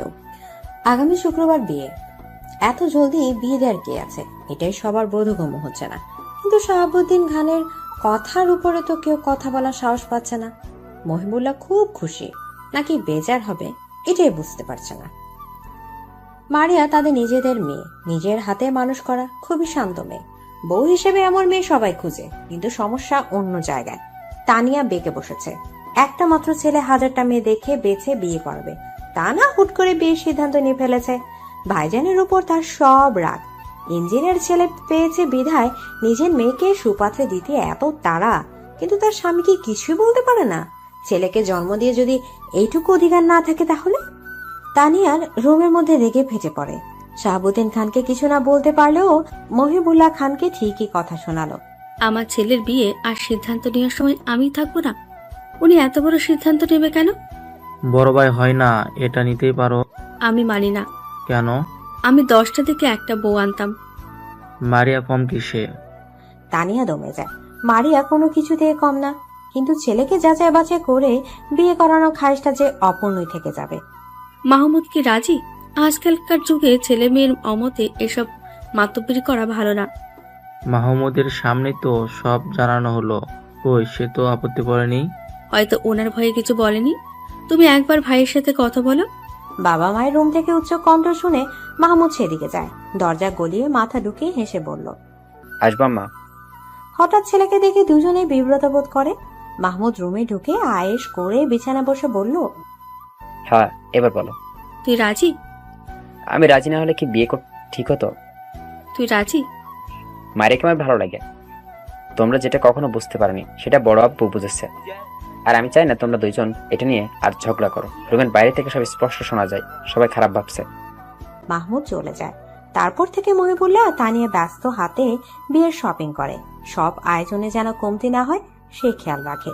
ছেলে যেহেতু পছন্দ করে, তাহলে আর না করে লাভ কি? ভাইয়ের বিয়েতে তিতিরের খুশির অন্ত নেই, তাও কার সাথে? তার একমাত্র চাচাতো বোনের সাথে। বিয়ের বাকি মাত্র 2 দিন। এই 2 দিনে তিতি নিজেকে খুব ব্যস্ত রেখেছে, কিন্তু বেহায়া মন অসভ্য পুরুষের জন্য আনচান করে উঠেছে। সে শতভাগ শিওর যে আরফানের দেয়া ছবিটি এডিট করা। আজকালকার যুগে এসে এইটুকু বুঝার ক্ষমতা তিতিরের আছে, কিন্তু তাকে সব পাঠানোর মানে কি? কি বুঝাইতে চায় বলটা? সে যে অভিমান করে আছে তাকে বুঝে না? মেয়েরা অভিমান করলে কি করতে হয় জানে না নাকি? ডাক্তার হচ্ছে, কচুর ডাক্তার হচ্ছে, মেয়েদের মনই বুঝে না। সে নাকি আবার অপারেশন করবে। তিতিরের ভাবনার মাঝে পানি ঢেলে নিয়ে তার রুমে আসে। তিতিরের পাশে বসে বলল, এরপর তো তোমার পালা আপু।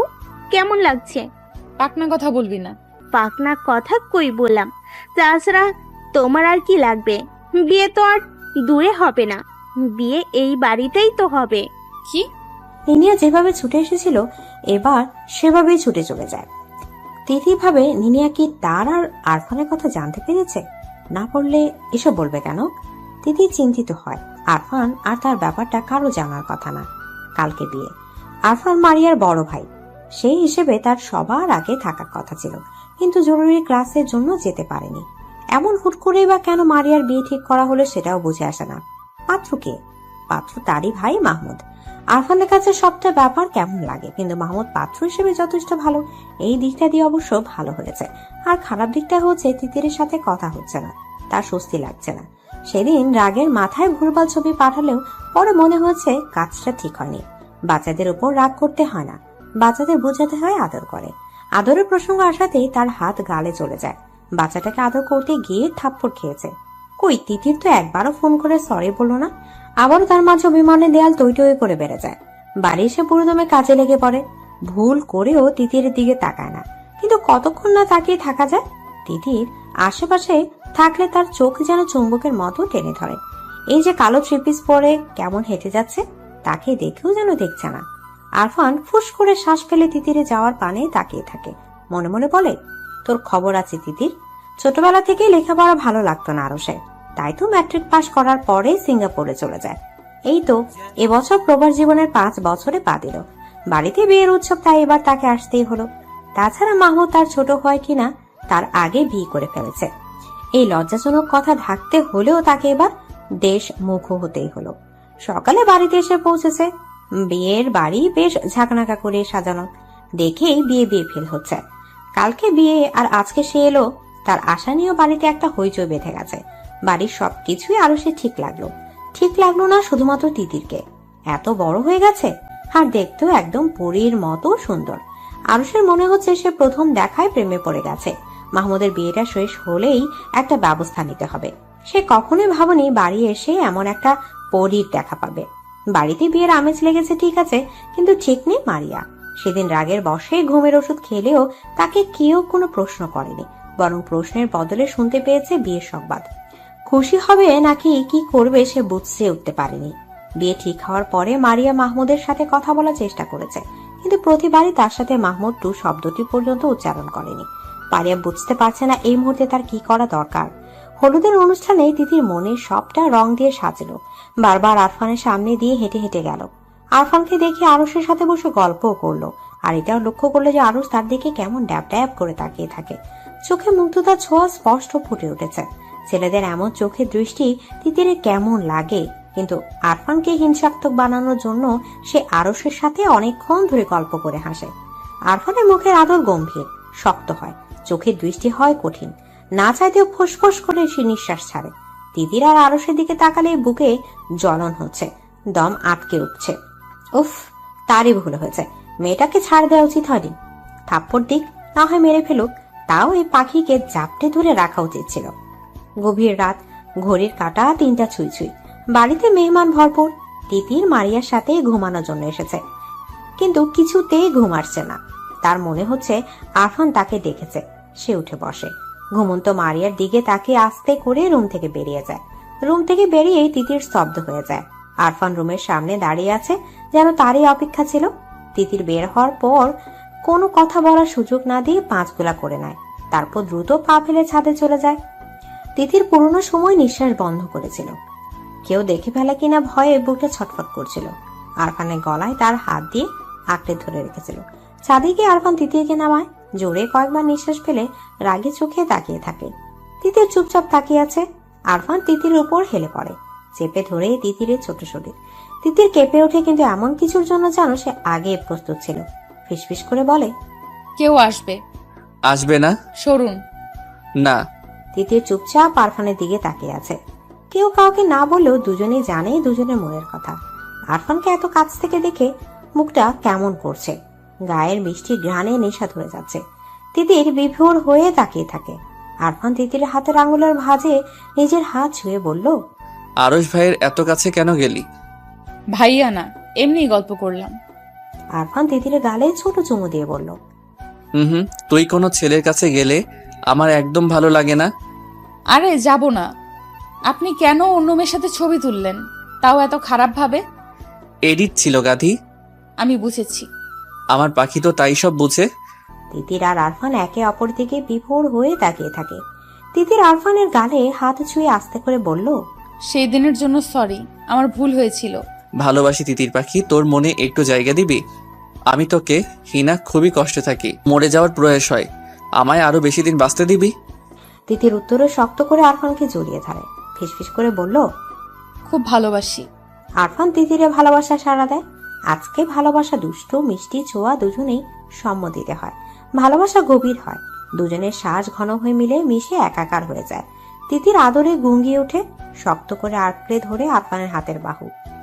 আরফান হাসে, ফিসফিস করে বলল, এইটুকু আদরে এমন বেহাল দশা, তাহলে পরে কি হবে? তিতির হাসে, সেই হাসিতে মিশেছিল এক রাশ লজ্জা। সে আরফানের বুকে মুখ লুকায়। আকাশে থালার মতো গোল চাপটা দুজনের ভালোবাসা দেখে হাসে। এভাবে যদি পূর্ণতা পেত তারা, সারা জীবন যদি এভাবে আগলে রাখা যেত, তা তিতিরকে। খুব ধুমধামে আনন্দের সাথে বাড়ির প্রথম বিয়ে অনুষ্ঠিত হলো। প্রথমে সবার মনে একটু নাকচ থাকলেও পরবর্তীতে মাহমুদের মনের কথা সবাই জানলে সবাই বেশ খুশি হয়, সানন্দে শাহাবুদ্দিন খানের কথা মেনে নেয়। বাড়ির মেয়ে বাড়িতেই থাকলো, ছেলের বউ হিসেবে বাড়ির শান্ত মেয়েটাকেই আনলো। এর চেয়ে আনন্দের আর কি হতে পারে? আপন বোন আর চাচাতো ভাই দুজনের বিয়েতে কোনো কিছু কমতে রাখতে রাজি না আরফান। মারিয়াকে পরীর মতো করে সাজানো হয়েছে। মারিয়াকে গম্ভীর মুখও মাহমুদের সাথে বসে ছবি তোলা হয়। মারিয়া কাঁচুমুচু করে মাহমুদের দিকে তাকায়। বরবেশে মাহমুদকে দেখার তীব্র ইচ্ছা দমিয়ে রাখতে পারেনি। সে তাকানোতে মাহমুদ তার দিকে রাগী চোখে গম্ভীর দৃষ্টি নিয়ে দেখে। মাহমুদের এমন দৃষ্টি দেখে মারিয়া ভরকে যায়। সোজা তাকিয়ে ভাবে, মাহমুদ এভাবে তাকাচ্ছে কেন? সে তো এখন তার স্ত্রী, তাহলে এভাবে তাকাবে কেন? একটু নরম করে আদর মাখা চোখে তো তাকাতেই পারতো, তাই না? নাকি মাহমুদ তাকে বিয়ে করে সুখী না? হাজারো চিন্তায় জর্জরিত হয়ে মারিয়ার মন খারাপ হয়ে যায়। মুহূর্তেই মুখের রং বদলে যায়। আরফান ছবি তুলছিল। সদ্য বিবাহিত স্বামী স্ত্রীর এমন গম্ভীর রূপ দেখে বলল, দুজন একটু হাস, মুখটা এমন করে রেখেছিস কেন? আরফানের কথায় দুজনেই হাসার চেষ্টা করে। তিতির পাশ থেকে বলল, ভাই একটু কাছে যাও, এত দূরে বসেছো কেন? তিতির কথায় মাহমুদের খুব রাগ হয়। চোখ পাকিয়ে বোনের দিকে তাকায়, ঠিক আছে, কিন্তু এত মানুষের মাঝে কিছু না বলে বাধ্য ছেলের মতো কাছে যায়। রোমান্টিক ভঙ্গিমায় কয়েকটা ছবি তুলে আবার আগের অবস্থানে বসে পড়ে। একটু সময়ের জন্য মাহমুদ যখন কাছে এসেছিল, তখন মারিয়ার বুকটা ধুকপুক করে জানান দিচ্ছিল মাহমুদ তার স্বামী, তার একান্ত ব্যক্তিগত পুরুষ। এই পুরুষটা কাগজে কলমে তার নামে লেখা হয়ে গেছে, এখন অন্তরে লেখা বাকি। মাহমুদের অন্তরে মারিয়া আছে কি নেই তা সে জানে না, অবশ্য আস্তে আস্তে জেনে নেবে। তার দৃঢ় বিশ্বাস সে মাহমুদের ভালোবাসা জয় করেই নেবে। মারিয়া আবার এটাও ভাবে যে মাহমুদ রাজি না হলে কি আর বিয়ে হতো? সব প্রশ্নের উত্তর রাতেই মিলবে। তিতির আজকে লুকিয়ে বেড়াচ্ছে। এতদিনে চেনা চাচাতো ভাইকে নিজের সঙ্গী হিসেবে ভাবতেই লজ্জায় গাল ভারী হচ্ছে। না চাইতে মুখে লাজুক হাসি চলে আসছে। আরফানের মুখোমুখি হলে রাতের টুকরো ভালোবাসার মুহূর্ত সিনেমার পর্দার মতো চোখের সামনে ভেসে উঠছে। এত করে লজ্জা রাঙা মুখের লাল আবার পরিমাণ যেন তরতর করে বাড়ছে। আরফানও কম দুষ্ট না, সে তিতিরকে দেখলেই চোখ মারে। দুষ্টমি মাখা চোখে বারবার তার দিকে তাকাচ্ছে। তিতির নিজেকে যথাসম্ভব সংযত রাখছে। তার কেন জানি মনে হচ্ছে তার মনের কথা বাড়ির সবাই জেনে যাবে। রাত 11টা। বাসর ঘর সাজানো হয়েছে। সাদা ফুলের মাঝে লাল বেনারসি পরে মারিয়া জড়সড় হয়ে বসে আছে। মাহমুদকে পাওয়ার তীব্র ইচ্ছে ছিল, আর সেটা যে এতটা সহজে পেয়ে যাবে তা সে কখনো ভাবেনি। ভালোই ভালোই বিয়েটা তো হলো, কিন্তু এখন তার নার্ভাস লাগছে, ভয়ে গলা শুকিয়ে আসছে। মারিয়া চুপচাপ বসে আছে, মাহমুদের জন্য অধীর অপেক্ষায় বসে আছে। তার অপেক্ষার প্রহর যেন শেষ হচ্ছে না। এভাবে বসে থাকতে থাকতে ছোট মনে উকি দেয় হাজারো স্বপ্ন। লাজে লাল হয়ে সে হাসে, কিন্তু মাহমুদ আসে না। মাহমুদের জন্য অপেক্ষা করতে করতে তার মন খারাপ হয়। নতুন বউকে এতক্ষণ বসে রাখার কোনো মানে আছে? জড়া তো 1টা বাজে। মাহমুদ ঘরে আসে। কাঠের ভারী পাল্লা লাগানোর শব্দে মারিয়া দরজার দিকে তাকায়। মাহমুদ চকিতে নয়নে একবার মারিয়ার দিকে তাকিয়ে আবার চোখ ফিরিয়ে হ্যাঙ্গার থেকে কাপড় নিয়ে বাথরুমে কাপড় পাল্টাতে চলে যায়। মারিয়া আশায় ছিল মাহমুদ আসলে সে লাজুক হয়ে তাকে সালাম দেবে, মাহমুদ কথা বলবে, আরো কত কি। কিন্তু এই পুরুষে পরি তুললো এমন বউকে অবহেলা করে বাথরুমে চলে গেল। কিছুক্ষণ পর মাহমুদ বেরিয়ে আসে। মারিয়াকে তার দিকে তাকিয়ে থাকতে দেখে বলল, কাপড় চোপড় পাল্টে শুয়ে পড়ো, অনেক রাত হয়েছে। এই কথাটা বলতে বলতে মাহমুদ বিছানার ফুল সরিয়ে আস্তে করে পাশ ফিরে শুয়ে পড়ে। মাহমুদের কাছে মারিয়া স্তব্ধ হয়ে যায়। ঠোঁট কেঁপে ওঠে, চোখের কোল বেয়ে গড়িয়ে পড়ে পানির ঢাকা। মাহমুদের এই অবহেলা সে সহ্য করতে পারে না। বুকে অসামান্য ব্যথা অনুভব হয়। নিশ্চুপ কান্নায় নিঃশ্বাস বন্ধ হয়ে আসে। বাসর রাত নিয়ে সবারই কত স্বপ্ন থাকে, মারিয়ারও ছিল। মাহমুদকে নিয়ে নতুন জীবনে পা দেওয়ার ইচ্ছেটা কত রঙিন ছিল, কিন্তু মাহমুদ এমন করছে কেন? মারিয়া কান্না ভেজা চোখে মাহমুদের দিকে তাকিয়ে আছে। তার এখন মনে হচ্ছে মাহমুদ উঠে বসে হেসে ফেলবে আর তাকে জড়িয়ে ধরে বলবে মজা করেছে, কিন্তু না, ঘড়ির কাঁটা টিকটিক করে বয়ে যাচ্ছে। মাহমুদ তো আর ওঠে না। মারিয়া ফুপিয়ে ফুপিয়ে কাঁদে। নিজের অপরাধ কোথায় তা বুঝতে পারে না। ছোট মেয়ে কাঁদতে কাঁদতে বিয়ের ভারী কাপড় পাল্টানোর কথা ভুলে খাটের এক পাশে জড়সড় হয়ে ঘুমিয়ে পড়ে। কান্নার ফোফানোর শব্দ বন্ধ হওয়ার পর মাহমুদ উঠে বসে। গভীর চোখে অপলক তাকিয়ে থাকে লাল টুকটুকে বউটার দিকে। এতক্ষণ সে সজাগ ছিল। মারিয়ার প্রতিটা কান্নার শব্দ তার কর্ণগোচর হয়েছে। ঘুমন্ত বউটার দিকে তাকিয়ে স্বস্তির নিঃশ্বাস ফেলল। নিজের একটু কষ্ট হলে মারিয়ার এই শাস্তিটা পাওয়া প্রাপ্য। হাত বাড়িয়ে মারিয়ার কান্না ভেজা ফ্যাকাশে গাল ছুঁয়ে দেয়। খুব ভোরে মারিয়ার ঘুম ভেঙে যায়। পাশে ঘুমন্ত মাহমুদকে দেখে নতুন জীবনে পদার্পণের কথা মনে পড়ে যায়। মাহমুদকে সারা জীবনের জন্য নিজের করে পেয়েছে বলে খুশি লাগছে, আবার তাকে এমন প্রত্যাখ্যান করেছে বলে কষ্টও লাগছে। মারিয়া ঘুম ভাঙার কারণ হিসাবে আবিষ্কার করলো গায়ের ভারী কাপড় আর গহনাগুলো। এগুলোর কারণে গরমে ঘুম ভেঙে গিয়েছে। নতুন বউ হিসেবে আজকে তার নতুন শাড়ি পরার কথা। সে অনুযায়ী মারিয়া নতুন কাপড় হাতে নিয়ে বাথরুমে ঢুকে যায়। হালকা গোলাপি শাড়ি পরে বাথরুম থেকে বেরিয়ে মারিয়া হতভম্ব হয়ে যায়, কারণ ততক্ষণে মাহমুদ কাপড় পরে রেডি। মাহমুদের প্রস্তুতি জোগাড় দেখে বুঝতে পারে মাহমুদ ঢাকা চলে যাচ্ছে। মাহমুদ মারিয়ার দিকে এক পলক তাকিয়ে বেরিয়ে যায়। মাহমুদের এমন কাজেই মারিয়া চুপচাপ দাঁড়িয়ে কেঁদে ফেলে। মাহমুদ এত নিষ্ঠুর ছিল না, তাহলে হঠাৎ এমন নিষ্ঠুর আচরণ করছে কেন? 15 দিন পর সোফিয়া খানম সবার সাথে আলোচনা বসে। আম্মা, আরশের তো একটা ব্যবস্থা করার দরকার। হ্যাঁ, তা তো করা লাগবই। এক কাজ করি, মাহমুদের জন্য যে আকবর আলীর নাতনির কথা বলেছিলাম তা তো আর দেখা হলো না, কিন্তু আরশের জন্য দেখতে ক্ষতি তো নেই। এত মেয়ে দেখা দেখির কি আছে? আমাদের ঘরেই যখন এত সুন্দর পড়ে আছে, তখন আর বাহিরে যাব কি দরকারে? জয়তুন বেগমের কথায় সবাই চমকে যায়। উনি যে তিতিরের কথা বলছে এটা কারো বোঝার বাকি নেই। তিতিরের মা প্রতিবাদ করে, বলল, আম্মা, দিদি তো অনেক ছোট, এসব বলবেন না। তুমি চুপ থাকো, মহিলাদের এত কথা ভালো না। আম্মা, তিতিরকে কিভাবে বিয়ে দেব? ও তো ছোট। মারিয়াও তো তিতিরের বয়সী। মাশাল্লাহ, কি সুন্দর বিবাহিত জীবন। না, বুবু তা হয় না। আমার একটা মেয়ে, আমার অনেক স্বপ্ন। আমার ছেলে কি ফেলানো? বেয়াদবের মতো তর্ক করবি না। আমার ছেলের কাছে তোর মেয়ে যত সুখে থাকবে, অন্য কোথাও এমন সুখ পাবে না। আমার ছেলের মতো এমন ছেলে পাবি? তানি এবার কেঁদে দেয়। স্বামী আর ভাসুরের দিকে তাকিয়ে বলল, আমার মেয়ে আমি বিয়ে দেব না। এত কথার দরকার কি? আরশের সাথেই তিতিরের বিয়ে হবে, আর এটাই আমার সিদ্ধান্ত। আমার সিদ্ধান্তই এই বাড়ির চূড়ান্ত কথা।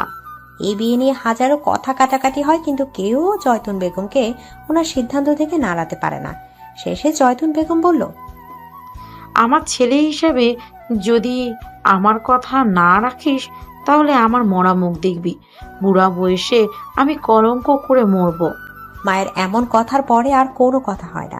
ছেলেরা আর কিছু বলার সাহস পায় না। আরশের সাথে তিতিরের বিয়ে ঠিক হয়। কলেজ থেকে বাড়ি এসে সব শুনে তিতির গলা ছেড়ে কাঁদে। দেয়ালের সাথে কপাল আঘাত করে কপাল ফুলে রক্তাক্ত করে পারে। চিৎকার করে করে বলে, আম্মা, আমি কিন্তু বিয়ে করব না। এই বুড়িকে বিয়ে দাও। আমাকে কেউ বিয়ের কথা বললে আমি বিষ খেয়ে নিব। মেয়ের মুখে এমন কথা শুনে মহিবুল্লাহ খান এগিয়ে আসে। ওনার আম্মাকে উনি অনেক মান্যগণ্য করেন। মেয়ের গালে থাপ্পড় দিয়ে বলল, এত কথা বলছিস কেন? বিয়ে ঠিক হয়েছে, বিয়ে হবে, এত কথা বলবি না। তিতির রুমে গিয়ে আরফানকে ফোন দেয়, কিন্তু ফোন বন্ধ। বন্ধ ফোনের দিকে তাকিয়ে তিতির কেঁদে দেয়। তিতির সিদ্ধান্ত নেয় যে আরমানের কথা সবাইকে বলে দেবে। চুপ থেকে প্রিয় মানুষকে হারানো কোনো মানে হয় না। শেষবারের মতো সে আরফানের নাম্বারে ফোন দেয়। এবার ফোন রিসিভ হয়। উপাস থেকে আদরে কণ্ঠ ভেসে আসে, সরি সোনা, আমি ক্লাসে ছিলাম। তুমি কতগুলো ফোন দিয়েছো। আমাকে কি খুব বেশি মিস করছে আমার তিতিরটা? আমাকে তো বিয়ে দিয়ে দিচ্ছে। বাচ্চা মেয়েকে বিয়ে করবে কে? সত্যি আপনার বিশ্বাস হচ্ছে না? আরফান এবার চিন্তিত হয়। তিতিরে কান্না ভেজা গলার স্বর কানে লেগেছে। কপালে চামড়া কুচকে আসে। কি হয়েছে তিথির? কাঁদছো কেন? দাদি আমার বিয়ে ঠিক করে ফেলেছে। কার সাথে? আরুষ ভাইয়ার সাথে। আরফান রাগে কিরমির করে ওঠে। প্রথম দিন থেকে আরশের দৃষ্টি অন্যরকম ছিল। একটা ছেলে আরেকটা ছেলের চোখের দৃষ্টি বোঝার ক্ষমতা আছে। আরফান আরশের চোখের ভাষা বুঝতে পেরেছে, কিন্তু ভাবেনি ব্যাপারটা এত দূরে গবে। তার ইচ্ছা করছে আরশের গালে ঠাড়ি একটা থাপ্পড় দিতে। বেয়াদব লোক। আরফানের চুপ করে থাকতে দেখে তিতির বলল, আপনি কিছু বলুন, আমি কি করব? আপনাকে ছাড়া আর কাউকেই বিয়ে করব না।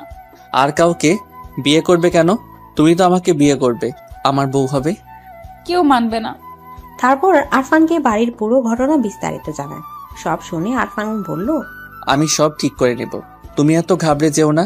আমার ভয় হয় আপনাকে না হারিয়ে ফেলি। দূর পাগল, আমি তোমার আছি, তোমারই থাকবো, একটু হারাবো না। ভীষণ ভালোবাসি। আমি তো জানি আমার তিতির সোনা আমাকে কত ভালোবাসে। আমিও তিতিরকে ভীষণ ভালোবাসি। সে কি জানে? আরফানের উপর তিতিরের ভীষণ বিশ্বাস। সে জানে আরফান থাকতে কোনো বিপদ তাকে ছুঁতে পারবে না। আরফানের এই কথাগুলো তাকে অনেক সুখ দেয়। সে সুখী গলায় বলল, জানে, খুব ভালো করেই জানে। জানলে বিশ্বাস রেখো, তুমি আমার এই কথাটা মনে রেখো। আচ্ছা। আরফান ফোন রেখে ছোট একটা ব্যাগে প্রয়োজনীয় জিনিসপত্র নিয়ে বাড়ির উদ্দেশ্যে বেরিয়ে যায়। তার দাদি জয়তুন বেগমকে সে হাড়ে হাড়ে চেনে। একবার যেহেতু সবাইকে রাজি করিয়ে ছেড়েছে, সুতরাং বিয়ে না করানো পর্যন্ত শান্ত হবে না। শাহাবুদ্দিন খান চুপচাপ বসে আছেন। চোখের দৃষ্টি বেশ গম্ভীর। যে কেউ দেখলে বুঝতে পারবে যে উনি গভীর কোনো চিন্তায় মগ্ন। সালমা রাতের কাজকর্ম সেরে রুমে এসেছে অনেকক্ষণ, কিন্তু স্বামীর কোনো সারা শব্দ পাচ্ছে না। তার সাথে এ পর্যন্ত কোনো কথা বলেনি। সালমা এগিয়ে যায়, কাঁধে হাত রেখে বলল, কি ভাবেন? আম্মা হঠাৎ তিতিরকে কেন আরশের বউ বানাতে যাচ্ছে? সালমা বেগম এই ব্যাপারটা নিয়ে নিজেও ভেবেছেন, কিন্তু শাশুড়ির উপর কথা বলার সাহস কারণে। তার শ্বশুর ইহলোক ত্যাগ করার পরে সবাই তাদের আম্মাকে প্রাণ ভরে মানে। মায়ের উপর কথা বলে না, উনি যা বলে সেই কথাই চূড়ান্ত সিদ্ধান্ত হিসেবে গণ্য করা হয়। শাহাবুদ্দিন বলল, তিতিরের কান্নার শব্দ শুনছো? মেয়েটা বোধহয় এই সিদ্ধান্ত মানতে পারছে না। হ্যাঁ, সারাদিন কান্নাকাটি করেছে, দেওয়ালে মাথা ঠুকে কপাল ফুলিয়ে ফেলেছে। মহিবুল্লার তো মা রোলও। আরশ তো দেখতে শুনতে ভালোই, কিন্তু তিতির এমন পাগলামি করছে কেন? ওর কি কোনো পছন্দ আছে নাকি? বাচ্চা মেয়ে, ওর কি পছন্দ থাকবে? তাছাড়া এমন কোনো ভাবভঙ্গিমা তো দেখিনি। আমাদের মারিয়াও কিন্তু বাচ্চাই ছিল, শান্ত ছিল, কোনো ভাবভঙ্গিমা ছাড়াই মাহমুদকে ভালোবেসেছে। আমরা কি তা টের পেয়েছি? সালমা কথাটা ভাবলেন, কথা সত্যি। মেয়েদের ওপর দেখে কখনো তাকে যাচাই করতে নেই। মহিবুল্লাহ বিছানায় সোজা হয়ে শুয়ে আছে। তানিয়া পাশে বসে বলল, শোনেন, বিয়েটা কি হওয়াই লাগবে? হ্যাঁ। তিতির রাজি না। ও রাজিতে কিছু আসা যায় না। আজকাল মেয়েদের সিদ্ধান্ত ছাড়া বিয়ে দেওয়া তো ভালো না, পরে সংসারে অশান্তি হয়। শোনো আম্মা, যেহেতু বলেছে তাহলে তিথিরের জন্য আরও সে ঠিক। আমার মায়ের কোনো সিদ্ধান্ত ভুল হতে পারে না। আপনার কোনো কথা নেই? না, আমিও এই সিদ্ধান্তকে সমর্থন করেছি। তানিয়া দীর্ঘশ্বাস ফেলে চুপ করে থাকে। তিথির এই বিয়েতে রাজি না। উনি ওর আরশের একমাত্র মেয়ে, জামাই করতে চান না, কিন্তু না চাইতেও করতে হবে। উনি যে নিরুপায়। রাত 2টার দিকে তিতিরের মনে হলো তার রুমে কেউ আছে। ড্রিম লাইটের আলো সে দেখতে পায় এক মানব এক দৃষ্টিতে তার দিকে তাকিয়ে আছে। এত রাতে তার রুমে কে আসতে পারে তা ভেবে তিতিরের গলা শুকিয়ে যায়। মনে মনে ভাবে এটা বুঝি আরশ। আরশকে ভেবে তিতি চিৎকার করার প্রস্তুতি নেয়। মানুষটা বুঝেই তিতিরের মনের কথা স্পষ্ট শুনতে পেল, তাই তো তখনই আলতো করে তিতিরের গাল ছুঁয়ে দেয়। তিতির চমকে ওঠে। অসময় প্রিয় স্পর্শ পেয়ে অবিশ্বাস্য চোখে তাকিয়ে থাকে। চোখ থেকে ঘুম ঘুম ভাব ছুটে পরিচিত প্রিয় পারফিউমের গন্ধে। বাড়ানো হাতটা আঁকড়ে ধরে নিজেকে বোঝাতে চায় এটা স্বপ্ন না, বাস্তব। আবছা অন্ধকারে আরফানের পরশম ভরা পুরুষালী পেশি বহুল হাতে তিতির পাগলের মতো চুমু দেয়। হাতটা টেনে গালে মিশিয়ে নেয়। তিতিরের কাছে আরফান বলল, পাগল মেয়ে। তিতির সত্যি পাগলের মতো কেঁদে ফেলে। হঠাৎ তিতিরের কান্নায় আরফান বিচলিত হয়। উঠে লাইট জ্বালিয়ে দেয়। তিতির আশ্রাম করে বসে আছে। লাইটের আলোয় আরফান দেখতে পায় ফর্সা গায়ে তিতিরের কপাল, কালচে দাগ, রক্ত আসার কাটা দাগ স্পষ্ট।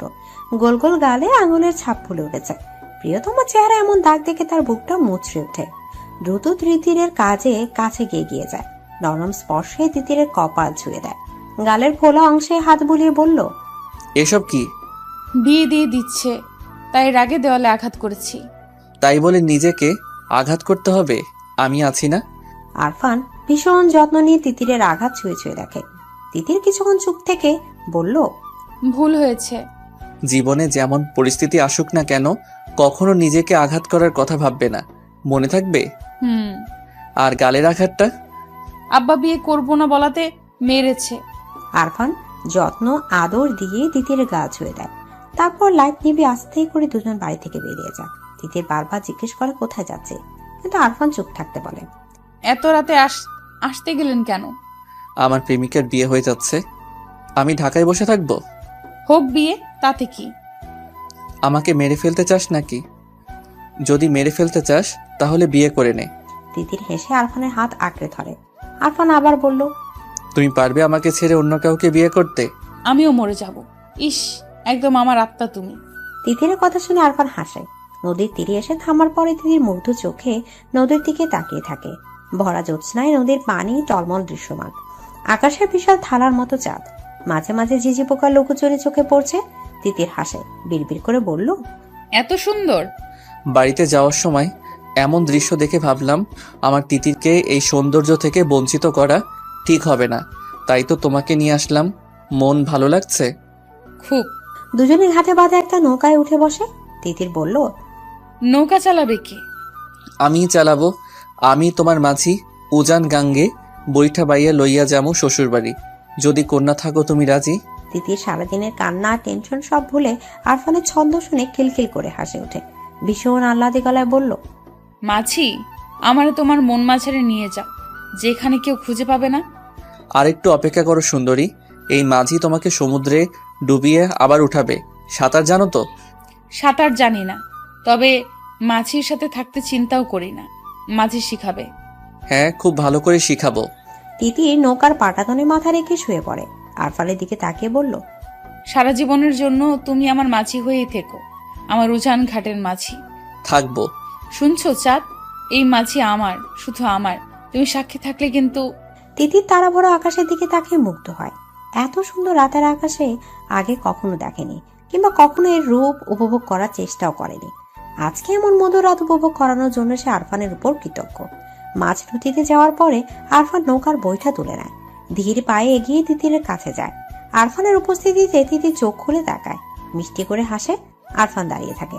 আরফানকে দাঁড়িয়ে থাকতে দেখে তিতিরও দাঁড়ায়। দুজন দাঁড়ানোর জন্য নৌকা দুলে উঠে। ভয় পেয়ে তিতির আরফানের হাত আঁকড়ে ধরে। আরফান হেসে তিতিরকে কাছে টেনে নেয়। সহাস্য গলায় কৌতুক করে বলল, মাঝিকে সারা জীবনের জন্য চাও, আবার নৌকার সামান্য দোলায় ভয় পাও? এমন হলে তো হবে না অসুন্দরী। হবে হবে, এই সুন্দরীর জন্য সব হবে। রাতের জোরালো হাওয়ায় নৌকা আপনা আপনি চলছে। তিতির সামনের দিকে তাকিয়ে বলল, টাইটানিক ছবিটা দেখেছো? অনেকবার। কতবার দেখেছি তার হিসাব নেই। জাহাজে রোজ আর জ্যাক যেমন পাখি হয়েছিল, চলো না তেমন পাখি হই। নিঝুম রাত, ঝিঝি পোকার ঝিঝি ডাক ব্যতীত আর কোনো শব্দ নেই। চারপাশ স্তব্ধ হয়ে আছে। আকাশে চাঁদ তারা মিটিমিটি হেসে যেন তাদের ভালোবাসা দেখছে। এমন মধুর পরিবেশে যদি প্রিয়তমা পাশে থাকে, তাহলে আরফান ঠিক থাকে কি করে? কোনো শ্রাদ্রব্য সেবন না করে তিতির নেশায় আচ্ছন্ন হয়। নিজেকে হারাতে ইচ্ছা করে ছোট তিতিরের মাঝে। বেসামাল ইচ্ছেরা আশকারা দেয়। তার এমন দিশেরা অবস্থায় তিতির যখন আবদার করে সে রোজ আর জ্যাকের মতো পাখি হতে যায়, তখন আরফানের ইচ্ছা করে জ্যাকের মতো রোজকে আদর করতে, একটু ছন্ন ছাড়া হতে। আরফান নিজেকে শান্ত করতে জোরে নিঃশ্বাস ফেলে। তিতির আরফানের শান্ত অথচ চঞ্চল চোখের দিকে তাকায়। তার বুকের খাঁচার হৃৎপিণ্ডটা বেসামাল ভাবে লাফাচ্ছে। আরফানকে খুব ভালোবাসতে ইচ্ছা করছে। পাগলের মতো আরফানের বুকে লেপ্টে থাকতে ইচ্ছা করছে। তিতির খুব ভালো করে জানে এই ভাবনাগুলো ভাবা অন্যায়, কিন্তু তার অবাধ্য পাগলাতে মন এগুলো ভাবছে। নিঝুম রাতে প্রিয় মানুষের আঙুলের মৃদু ছোঁয়া তার বুক কাঁপিয়ে দিচ্ছে। আরফানের এমন শান্ত চোখের দৃষ্টি তাকে আরো পাগল করে দিচ্ছে। আরফানের গায়ের ভীষণ পরিচিত গ্রামটা এত ভালো লাগছে। আরফান হাসে, হাতে দিয়ে তিতিরের দুহাত আঁকড়ে ধরে পাখির মতো ডানা মেলে। দুজন চোখ বন্ধ করে রাখে। খোলা নদীর উত্তাল বাতাসে কপত কপতিকে নিবিড় ভাবে ছুঁয়ে যায়। আরফান তিতিরের কানের কাছে মুখ নিয়ে ফিসফিস করে বলল, ভালো লাগছে? ভীষণ। আরফান তিতিরের দিকে তাকিয়ে থাকে। তিতির আরফানের বুকে পিঠ লাগিয়ে সামনে তাকিয়ে চোখ বন্ধ করেছিল, কিন্তু হঠাৎ অনুভব করে গলার ঠোঁটের স্পর্শ। তিতিরের সর্বাঙ্গ কেঁপে ওঠে। অবশ হয়ে আসতে চায় হাত পা, সে চোখ খুলে তাকায়, মাথা ঘুরিয়ে আরফানের দিকে তাকায়। আরফানকে তখন অন্যরকম লাগছিল, নেশায় আচ্ছন্ন হয়েছিল। দুজনের চোখে চোখে কথা হয়। আরফান টুপ করে তিতিরের ঠোঁট স্পর্শ করে বলল, ভালোবাসি। তিতির এক দৃষ্টিতে তাকিয়ে আছে। তিতিরের চোখের ভাষায় কিছু ছিল যা আরফানের বুক কাঁপিয়ে দিল। মাঝ নদীতে এক গভীর চুম্বনের সূচনা হলো। উন্মাদ হয়ে গেল দুজন। কিছুক্ষণ পর আরফান শক্ত করে তিতিরকে আঁকড়ে ধরে ফিসফিস করে বলল, আমি সবাইকে মানিয়ে জলদি বিয়ে করে নেব, প্রমিস। তুমি খুব দুষ্টু, আমি তোমাকে বিয়ে করব না। কাকে করবে? আরশকে? না, তোমাকে।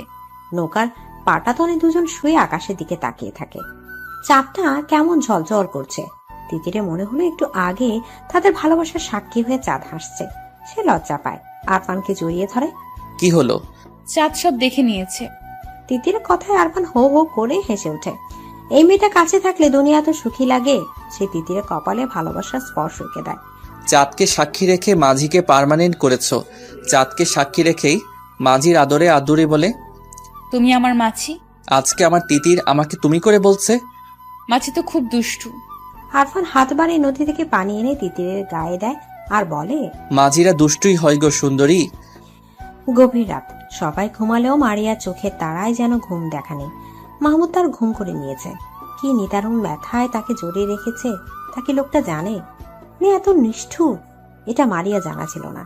আগে না হয় মারিয়া ওনার কেউ ছিল না, কিন্তু এখন তো মারিয়া ওনার স্ত্রী।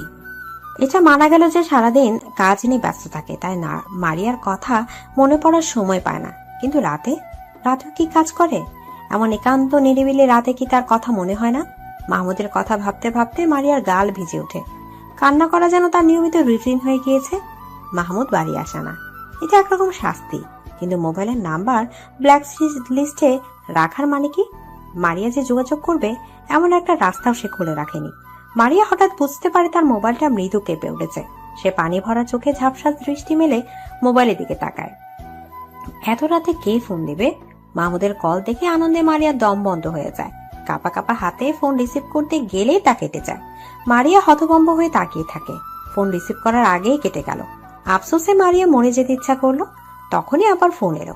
মারিয়া সাথে সাথে রিসিভ করে, কিন্তু কথা বলতে পারে না। কোন এক অজানা কারণে তার গলা দিয়ে কথা আসছে না। মাহমুদ বোধহয় তার কথায় অপেক্ষায় ছিল। সে চুপ দেখে মাহমুদ বলল, মারিয়া। মারিয়া কেঁপে ওঠে, চোখ বন্ধ করে মাহমুদের গলার স্বর অনুভব করে। মাহমুদ আবার বলল, ঘুমিয়ে গেছো? না। এত রাত হলো, ঘুমাওনি কেন? আপনি বাড়ি আসেন না কেন? বাড়ি আসবো কেন? কেন আসবেন জানেন না? ও আচ্ছা। কি আচ্ছা? আসতে হবে না। তুমি কি আমার উপর রাগ করে আসছো? না। মারিয়া শোনো, হুম। তোমার জন্য একটা সারপ্রাইজ আছে। কি সারপ্রাইজ? কালকে বাড়ি আসছি। মারিয়ার হাত পা ঠান্ডা হয়ে যায়। তাকে একরাশ লজ্জা এসে জাপটে ধরে। সে কট করে ফোনটা কেটে দেয়। ইস, এত লজ্জা লাগছে কেন? সকালে ঘুম ভাঙার পর তিতিরের ঠোঁটের কোণে মিষ্টি হাসি লেগে থাকে। খুশি মনে নাস্তা করতে যায়। খাবার টেবিলে এমন হাস্যোজ্জ্বল চেহারা তিতিরকে দেখে সবাই অবাক হয়। কালকে সারাদিন বিয়ে করবে না বলে কান্নাকাটি করছে, আর আজকে কিনা এত খুশি। সবাইকে তার দিকে এমন করে তাকিয়ে থাকতে দেখে তিতির ভ্রু কুচকায়। ইশারায় জিজ্ঞেস করে, কি? জয়তুন বেগম আরফানের মা সালমার দিকে তাকিয়ে বলল, দেখেছো সালমা, বিয়ের কথা শুনলে প্রথম প্রথম মেয়েরা একটু কাঁদেই, তারপর ঠিক হয়ে যায়। জয়তুন বেগমের কথা শুনে তিতিরের মুখের হাসি উবে যায়। সে যে আরফানের সান্নিধ্যে এসে এমন খুশি হয়েছে তা কি করে বুঝবে? মুখ অন্ধকার করে বলল, এই জন্যই কি হাসতেও পারবো না? আমি বলেই দিয়েছি বিয়ে করব না। তুমি বেশি বুঝো দাদি। মহিবুল্লাহ তার মায়ের প্রতি অগাধ সম্মান। তার মায়ের মুখের উপরে কথা বলা একদম পছন্দ করেন না। মেয়ের এমন চটাং চটাং কথায় উনি বিরক্ত হয়। রেগে বলল, তোমাকে জন্ম দিয়ে বড় করেছি, এবার বিয়ে দেব। একদম বেশি কথা বলবে না, আমার সবার থেকে ভালো বোঝে। উনি যেহেতু বলেছে বিয়ে দিতে, তাহলে বিয়ে হবেই, বরং মঙ্গলজনক হবে। তিতি স্তব্ধ হয় তার আব্বার দিকে তাকিয়ে আছে। মঙ্গল? আরফানকে ছাড়া তার কোনো কিছুই মঙ্গল হবে না। ওনাদের সবার মনোভাব দেখে মনে হচ্ছে যে কোনো মুহূর্তে বিয়ে হয়ে যেতে পারে। সে আশেপাশে মাথা ঘুরিয়ে আরফানকে খুঁজে, কিন্তু কোথাও আরফান নেই। তিতির বিমর্ষ হয়। আরফান তাকে বলেছিল সে সবাইকে বুঝিয়ে বলবে, কিন্তু এখন এই মুহূর্তে মানুষটাকে দেখতে পাচ্ছে না, অথচ এখনই কথাটা বলার সুযোগ ছিল। তিতির খাবার রেখে উঠে তার রুমে চলে যায়। তার পিছু পিছু আরশও যায়। সবাই যেন ব্যাপারটা দেখেও দেখলো না। ওনাদের ধারণা দুজনের বিয়ে হবে। এখন একটু আলাদা কথা বলতেই পারে। আরশ গিয়ে তিতিরের খাটে বসে। তিতির আরশের দিকে তাকিয়ে বলল, কি ব্যাপার ভাইয়া, এখানে এসেছেন কেন? হবু বউয়ের কাছে আসতে সমস্যা কি? আপনার হবু বউকে? তুমি? আমি আপনাকে বিয়ে করব না, এই আশায় ঘুম নষ্ট করবেন না। না, এখন তো মন ভরে ঘুমাচ্ছি, বিয়ের পরে ঘুমের ব্যাঘাত ঘটাবো। আরফান হাই তুলতে তুলতে রুমে ঢুকে তিতিরের বিছানায় শুয়ে আরশের দিকে তাকিয়ে বলল, ঘুমের ব্যাঘাত ঘটাবেন কেন? সুখে না দুঃখে? তিতিরের বিছানায় আরফানকে এমন সহজ স্বাভাবিকভাবে শুয়ে থাকতে দেখে আরশ বিরক্ত হয়। তার প্রশ্ন বলল, বিয়ের পর মানুষ নিশ্চয় সুখে থাকে। এত পড়ালেখা করে কি করলি যদি এটাই না বুঝিস? না মানে দুঃখেও তো ঘুম আসতে পারে। তিতির আমাকে কোনো দুঃখ দেবে না, তাই না তিতির? আমি তো আপনাকে বিয়েই করব না। তিতিরের কথায় আরফান হো হো করে হেসে ওঠে। আরশ বলল, তা আজকে রাতেই দেখা যাবে। আরশের কথায় দুজনেই চমকে যায়। তিতির বলল, মানে? বলা বারণ, সময় মতো জানতে পারবে। আরশ চলে গেল। তিতির স্তব্ধ হয়ে তাকিয়ে থাকে। আরফান হাতের ইশারায় তিতিরকে চুমু দিয়ে বলল, নো চাপ বেবি, मैं हूं ना। তিতির হাসে। আরফান উঠে বেরিয়ে যায়।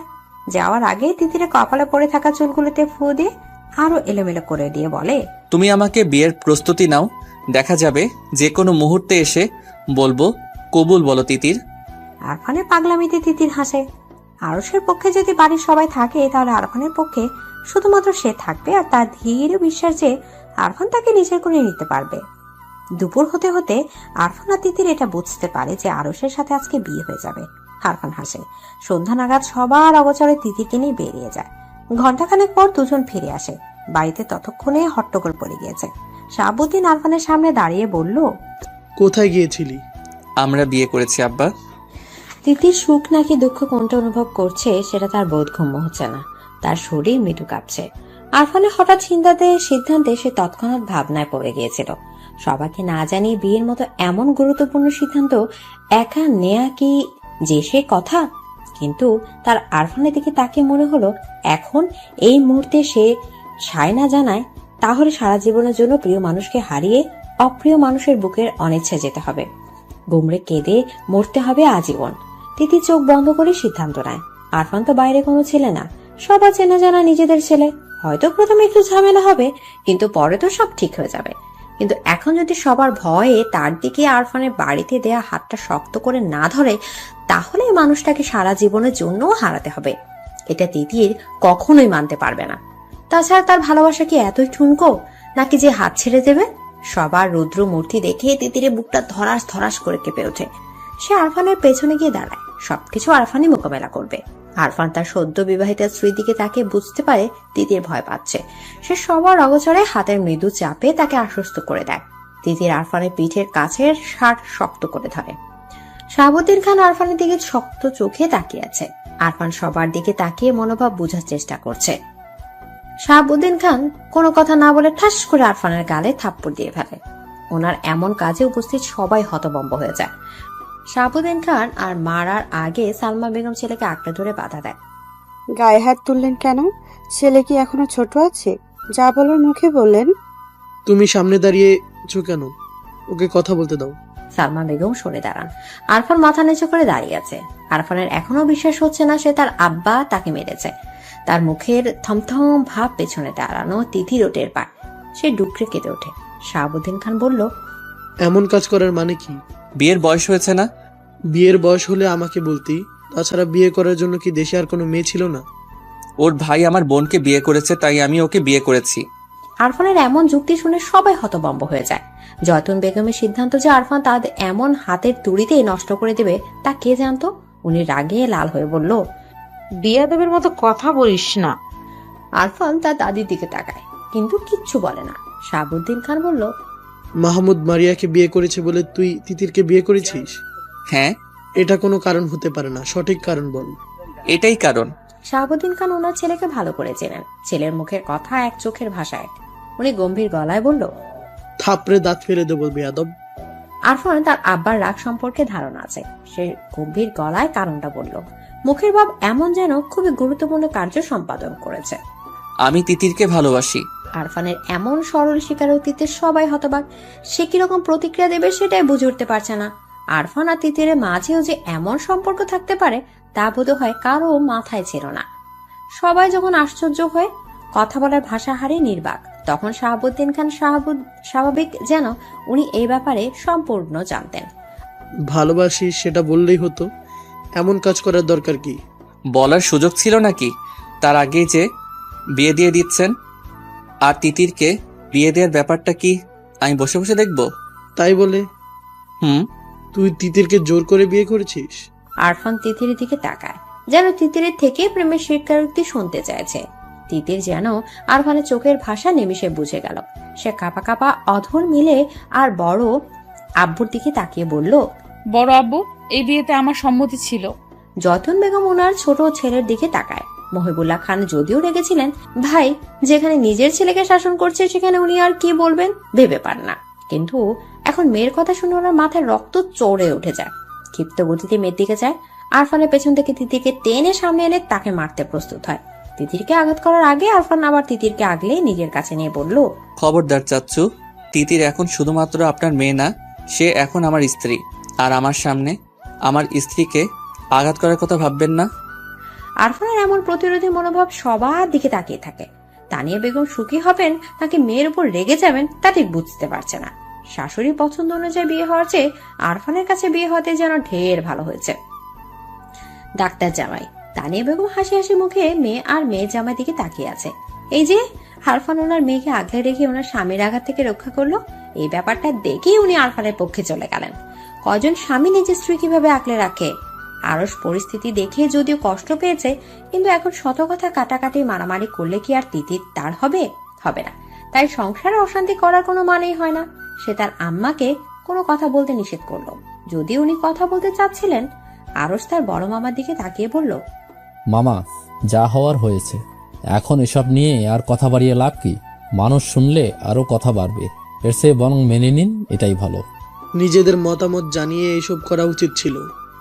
আমরা মেনে নিলে এমন চোরের মতো বিয়ে করতে হতো না। আরফান আর তিতির চুপ করে থাকে।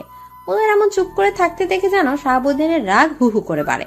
বেয়াদব দুটো, কথা বলিস না কোনো। নির্লজ্জের মতো কাজ করে এখন চুপ করে আছিস, যা রুমে যা। আরফান হাসে। তিতিরের হাত ধরে তাকে রুমের দিকে নিয়ে যেতে যায়। তার কাছ থেকে শাহাবুদ্দিন খান বলল, এই বেয়াদব, ওকে কোথায় নিয়ে যাচ্ছিস? আমার রুমে। কেন? আমার বউ তো আমার রুমেই থাকবে। সালমা, এই বেয়াদবকে বলো এমন অনুমতিবিহীন নির্লজ্জের মতো বিয়ে করছে, কিন্তু তিতিরের ইন্টারমিডিয়েট পাশ করার আগে যেন ওর দিকে পা না বাড়ায়। বেয়াদব ছেলে নিজের গোল্লায় যাবে, মেয়েটাকেও নেবে। আরফান হতবিহ্বল চোখে তার আব্বার দিকে তাকিয়ে থাকে। এটা কি ধরনের শাস্তি? বউ কাছে না দিয়ে শাস্তি দিয়ে কি তাকে মেরে ফেলতে চাইছে? তার মনে হচ্ছে এই শাস্তির চাপে সে মরে যাবে। সবাই গম্ভীর মুখে যার যার রুমে চলে গেল। তিতিরও আরফানের দিকে তাকিয়ে তার রুমে চলে যায়। আরফান চুপচাপ তার রুমে চলে যায়। বিয়ে করলো কেন যদি বউ কাছে না থাকে? মাহমুদ বাড়ি এসে সব শুনে কিছুক্ষণ থমকে বসেছিল। আরফান তিতিরকে পছন্দ করে সেটা তার চোখেই পড়েনি। সে মূলত আজকে আরশ আর তিতিরের বিয়ে এই উপলক্ষে এসেছিল। বাড়ি এসে শুনে বিয়ে ঠিকই হয়েছে, কিন্তু পাত্র বদলে গিয়েছে। সে খাওয়া দাওয়া করে রুমে যায়। রুমে যাওয়ার সাথে সাথে মেয়েলির সুভাষ নাকে আসে, আর তাতেই বুকের ভেতরটা কেমন ধিম ধিম তালে জানিয়ে দেয় এই রুমে তার প্রিয়তমা থাকে। মারিয়া বারান্দায় দাঁড়িয়ে আছে। মাহমুদের সামনে যেতে তার লজ্জা লাগছে। মাহমুদ মারিয়ার কাছে এসে দাঁড়ায়। মাহমুদের উপস্থিতি টের পেয়ে সে কেঁপে ওঠে, নিঃশ্বাস বন্ধ করে দাঁড়িয়ে থাকে। মাহমুদ চুপচাপ মারিয়ার গায়ের মৃদু শিহরণ দেখে। কিছুক্ষণ পর বলল, কি ব্যাপার, ভালো আছো? মারিয়া হাসি মুখে মাহমুদের দিকে তাকায়। তার অধিকাঙ্ক্ষিত পুরুষ তার দিকে কেমন হাসি হাসি চেহারা নিয়ে তাকিয়ে আছে। মাহমুদ মারিয়াকে কিছু বলতে না দেখে বলল, চুপ করে থাকলে কি আবার চলে যাব, সেটাই চাইছো নাকি? মারিয়ার চোখে পানি চলে আসে। চলে যাবে? কত কান্না! আল্লাহ দরবারে ফরিয়াদ করেছে যেন মাহমুদ ফিরে আসে। ফিরে এসেছে, কিন্তু এখন আবার চলে যাওয়ার হুমকি দিচ্ছে কেন? মারিয়ার কান্না ভেজা মুখের দিকে তাকিয়ে মাহমুদ বলল, আজ যাব না। আপনি আমাকে এমন যন্ত্রণাদায়ক শাস্তি দিচ্ছেন কেন? তুমি তোমাকে শাস্তি দিয়েছো। কিভাবে? নিজেকে শেষ করে দিতে চেয়েছো। এর থেকে বড় শাস্তি আর কি হতে পারে? মারিয়া অবাক হয়ে মাহমুদের দিকে তাকিয়ে আছে। মাহমুদ হেসে বলল, ভালোবাসি। মারিয়া লজ্জা পায়। লাজুক হেসে রুমে চলে যায়। সেদিকে তাকিয়ে মাহমুদ বলল, রুমে গেলে তো আর লজ্জা পাবে, লজ্জাবতী বউ। মাহমুদ রুমে যায় না, নিজেকে প্রস্তুত করে মারিয়াকে প্রস্তুত হতে সময় দেয়। সত্যি বলতে তার লজ্জা লাগছে। বিয়ে করা বউয়ের কাছে যেতে এত লজ্জা লাগছে, তা থেকে আকাশের ক্ষয়ে যাওয়া চাঁদ মিটিমিটি হাসে, সেই হাসির সাথে মাহমুদেরও হাসি প্রশস্ত হয়। রাত 12টা। তিতিরের সাথে তানিয়া আক্তার ঘুমোতে এসেছে। এই ঘুমানোর হুকুম ওনার ভাসুরের দেয়া। আরো একটি হুকুম জারি হয়েছে, তা হলো আগামী 1 বছর আরফান বাড়িতে আসতে পারবে না। আরফান চুপচাপ তাদের সায় জানিয়েছে। এসব ভাবতে ভাবতে তিতিরের মোবাইলের আলো জ্বলে ওঠে। আরফানের নাম্বার দেখে তিতির তার মায়ের দিকে তাকায়। তানিয়া বেগম এতক্ষণে মেয়েকে হাজারো প্রশ্ন করে জর্জরিত করে ফেলেছে। মোবাইলে আলো দেখে বলল, ফারহান ফোন দিয়েছে তাই না? ভাইজান তোদের ভালোর জন্যই এসব বলেছে, কিন্তু যা আজকে কথা বল। তিতির হাসি মুখে বারান্দায় চলে যায়। মোবাইল রিসিভ করে বলল, এত রাতে কি চাই? আকাশে এত সুন্দর চাঁদ, অথচ আমি চাঁদহীন। এই নিষ্ঠুর পৃথিবীতে বাঁচতে চাই না। আমাকে বাঁচাতে চাইলে এখনই আমার বউ চাই। তিতির খিলখিল করে হাসে। আরফান বলল, হেসো না সুন্দরী, আমার বুকে আগ্নেয়গিরি লাভা ফুটছে আর তুমি হাসছো। আমার কি করা উচিত? আমার দুঃখে তোমার দুঃখী হওয়া উচিত। আফটার অল কাছে থাকলে আমার মতো একটা চকলেট বয় পেতে, এখন তার পাচ্ছ না, সেই দুঃখে দুঃখী হও। তিতির আরফানের মন খারাপের আবহাওয়া ঠিক টের পায়। তারও যে খারাপ লাগছে না তা নয়, তারও খারাপ লাগছে। ছটফট করছে বুকের ভেতরটা।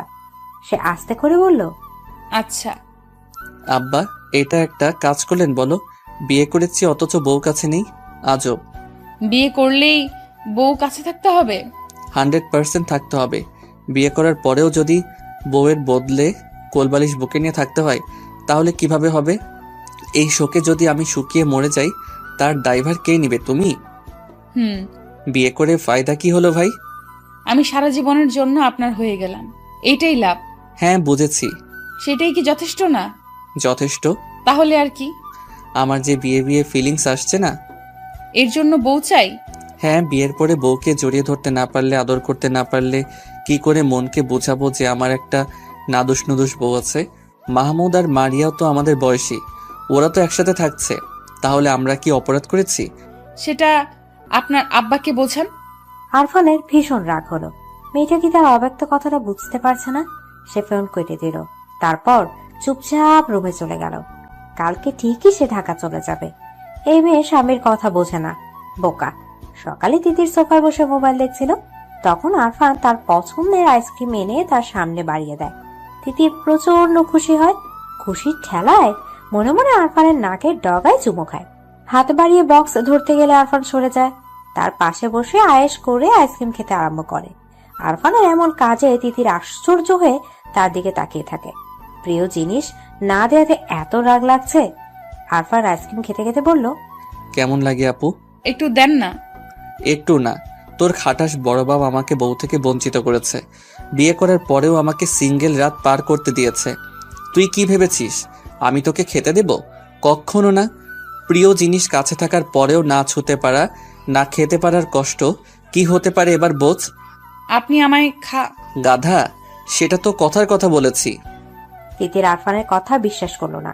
সে আরফানের আইসক্রিম খাওয়ার দিকে তাকে ছুটে রুমে চলে যায়। মনে মনে ভাবে, জামাই কি এমন লাগামহীন হয়? উফ। জয়তুন বেগম মুখ ভার করে বসে আছে। আরফান ওনার মনোবাসনা এমন এক তুড়িতে যে নষ্ট করে দেবে তা উনি কল্পনা করেনি। ওনার কথার অবদ্ধ হওয়ার সাহস কি করে হলো? ছেলেটা এত বেয়াদব তা আগে কখনোই চোখে পড়েনি। নাতির সামান্য আবদার রাখতে না পারার কষ্টে মুখ ভার করে সোফায় বসে আছে। এ বাড়ির ছেলে মেয়েগুলো এত খারাপ, একটা আরেকটার সাথে প্রেমে মশগুল হয়ে গেছে। মান সম্মান পুরো শেষ। আরশ রুম থেকে বেরিয়ে তার নানির বিষণ্ণ চেহারা দেখে তাকিয়ে ভ্রু কোচকায়। তার নানি আর মা একটু বেশি প্রতিক্রিয়া জানাচ্ছে, যা মোটেও শোভন না। হ্যাঁ, সে তিতিরকে পছন্দ করেছিল। বিয়ে করার আশা বুকে মাথা নাড়া দিয়ে উঠেছিল। কালকে তিতির আর আরফানকে স্বামী স্ত্রী রূপে দেখে তার যে খারাপ লাগেনি এটা একদম মিথ্যে কথা। তারও কিঞ্চিত খারাপ লেগেছে। ঘন মেঘে মনটা নিমিষে ভরে গিয়েছিল, কিন্তু সে তো আর বাচ্চা না। সঠিক ভুল বোঝার ক্ষমতা তার রয়েছে। সে তিতিরকে পছন্দ করেছে। বিয়ের প্রস্তাব দেওয়ার আগে তিতিরের থেকে সম্মতি নেওয়া উচিত ছিল। ওর পছন্দ অপছন্দ আছে কিনা সেটা জানা উচিত ছিল। কিন্তু সে তা না করেই বিয়ের আয়োজন শুরু করেছে। কিন্তু তার পছন্দে কি বিয়ে হবে? সে পছন্দ করেছে তিতিরকে, কিন্তু তিতির সে যে পছন্দ করে আরফানকে। দুজনের মতোই তো বিয়ে হয়, একজনের তো কিছুই হয় না। এখন অবশ্য আরফানের কোনো আফসোস নেই। তিতির আরফানের কাছে সুখী। সেও না হয় তার সুখ সন্ধানে পাখি খুঁজে নেবে। কিন্তু তার নানির প্রতিক্রিয়া সবার চোখে পড়ার মতো। আরুষের ধারণা জয়তুন বেগমের এমন প্রতিক্রিয়ার জন্যই তার মামা আরফান আর তিতিরকে এমন শাস্তি দিয়েছে। বিয়ে করার পরেও আলাদা থাকবে এমন হবে কেন? এটা কি ঠিক? সে জয়তুন বেগমের কাছে গিয়ে বসে।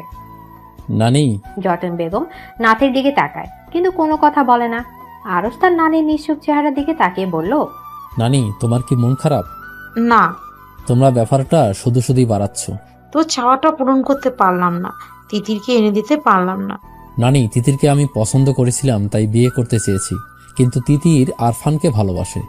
তিতির কি কোনো পণ্য নাকি যে কিনে আনবো? তিতির যদি কোনো পণ্য হতো তাহলে আমি আমার সর্বস্ব দিয়ে হলেও তিতিরকে আমার করে নিতাম।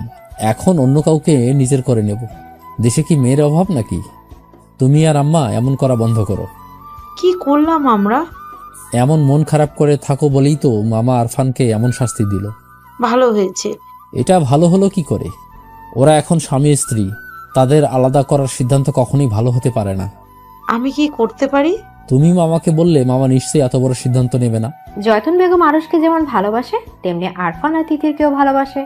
আরুষের মনোবাসনা পূরণ করতে না পেরে তাদের উপর ক্ষুব্ধ হয়েছিলেন, কিন্তু বিয়ে যেহেতু হয়ে গিয়েছে এখন আর আলাদা করা আসলে ঠিক হবে না। একে অপরের উপর সম্পূর্ণ অধিকার রয়েছে। শাহাবুদ্দিন খান আর মহিবুল্লাহ খান একসাথে বসে আছে, দুজনেই বিভ্রান্ত। মায়ের কথা রাখতে পারেনি, তাই তাদের মুখ বিমর্ষ। জয়তুন বেগমকে দেখে শাহাবুদ্দিন খান নড়ে চড়ে বসে বলল, আম্মা আপনার কথা রাখতে পারিনি, আমি লজ্জিত। আম্মা আপনি চাইলে ওদেরকে আরো বড় শাস্তি দিতেও পারবো। জয়তুন বেগম মাথা নেড়ে না করে, ছেলেদের নিজের মনোবাসনা জানায়। শাহাবুদ্দিন আর মহিবুল্লাহ দুজনেই জানে তাদের সিদ্ধান্তটা ভুল ছিল, কিন্তু ছেলে মেয়ে অনুমতিবিহীন এমন কাজ করে ফেলতে প্রচুর রাগ হয়েছিল। পারতপক্ষে তারা দু ভাই মায়ের বাধ্যগত সন্তান। ছেলে মেয়ের এমন কাজে শুধু ওনারা না, বিশেষ করে জয়তুন বেগম অখুশি ছিলেন। এখন মায়ের সিদ্ধান্ত শুনে তারা চুপচাপ বসে থাকে। শাহাবুদ্দিন খান গলা উঁচিয়ে ওনার স্ত্রী সালমা বেগমকে ডাকে, আরফানকে ঢাকা যেতে নিষেধ করে। ছেলে ঢাকা না যেতে বলার কারণ শুনে উনি খুশি হয়ে যায়। আর কারো নজরে না পড়লেও ছেলের গম্ভীর বিষণ্ণ চেহারা ওনার নজরে ঠিকই পড়েছে। সারাটা দিন কেমন ছটফট করে কাটিয়েছে। উনি দেরি না করে ছুটে রুমের দিকে যায়। আরফান ঠুস ঠুস করে প্রয়োজনীয় জিনিসপত্র ব্যাগে নিচ্ছে। রাগে নাকের পাটাতন ফুলে ফুলে শ্বাস বের হচ্ছে। তার বাপ তার সাথে এত বড় শত্রুতা কি করে করতে পারলো? কতদিনের আশা ছিল তিতিরকে নিজের করে পাওয়ার, কিন্তু এখন বিয়ে করার পরে কাছে পাবে দূরের কথা, একটু কথা বলারও ফুরসত মিলছে না। আর তিতির গাধাটাও চোখের ইশারায় কিছুই বোঝে না। আরফান কয়েকবার কাছে ডেকেছে, কিন্তু ও দূরে দাঁড়িয়ে ছলছল চোখে তাকিয়ে থেকেছে। আরফান মনে হচ্ছে সে উত্তাল সমুদ্রে আছে, ঘূর্ণিঝড়ে তাণ্ডবে সে ছিন্ন ভিন্ন হয়ে যাচ্ছে। তখনই সালমা বেগম এসে তাকে শাহাবুদ্দিন খানের কথাটা বলে। ওনার বলা কথাটা যেন উত্তপ্ত মরুভূমির মাঝে এক পশলা বৃষ্টির মতো আরফানের মনকেও শীতল করে দিল। গোছানো ব্যাগ বেছানার একপাশে রেখে সে বসে পড়ে। রাত 12টা। মাহমুদ খাটে বসে মারিয়ার দিকে তাকিয়ে আছে। মারিয়া অনেকক্ষণ যাবৎ মাথার চুল আঁচড়াচ্ছে। আয়নার সামনে দাঁড়িয়ে আঁচড়ানো চুল আবার আঁচড়াচ্ছে। হাতকে যেন মাথার চুল সব প্যাচ লেগে গেছে। মাহমুদ এক দৃষ্টিতে মারিয়ার দিকে তাকিয়ে আছে, তার মুখে মিষ্টি হাসি। মারিয়া আয়নার মাঝে মাহমুদের এমন দৃষ্টি দেখে চুপসে যায়। গতকাল রাতে মাহমুদ বারান্দা থেকে আসার পূর্বে সে ঘুমিয়ে গিয়েছিল।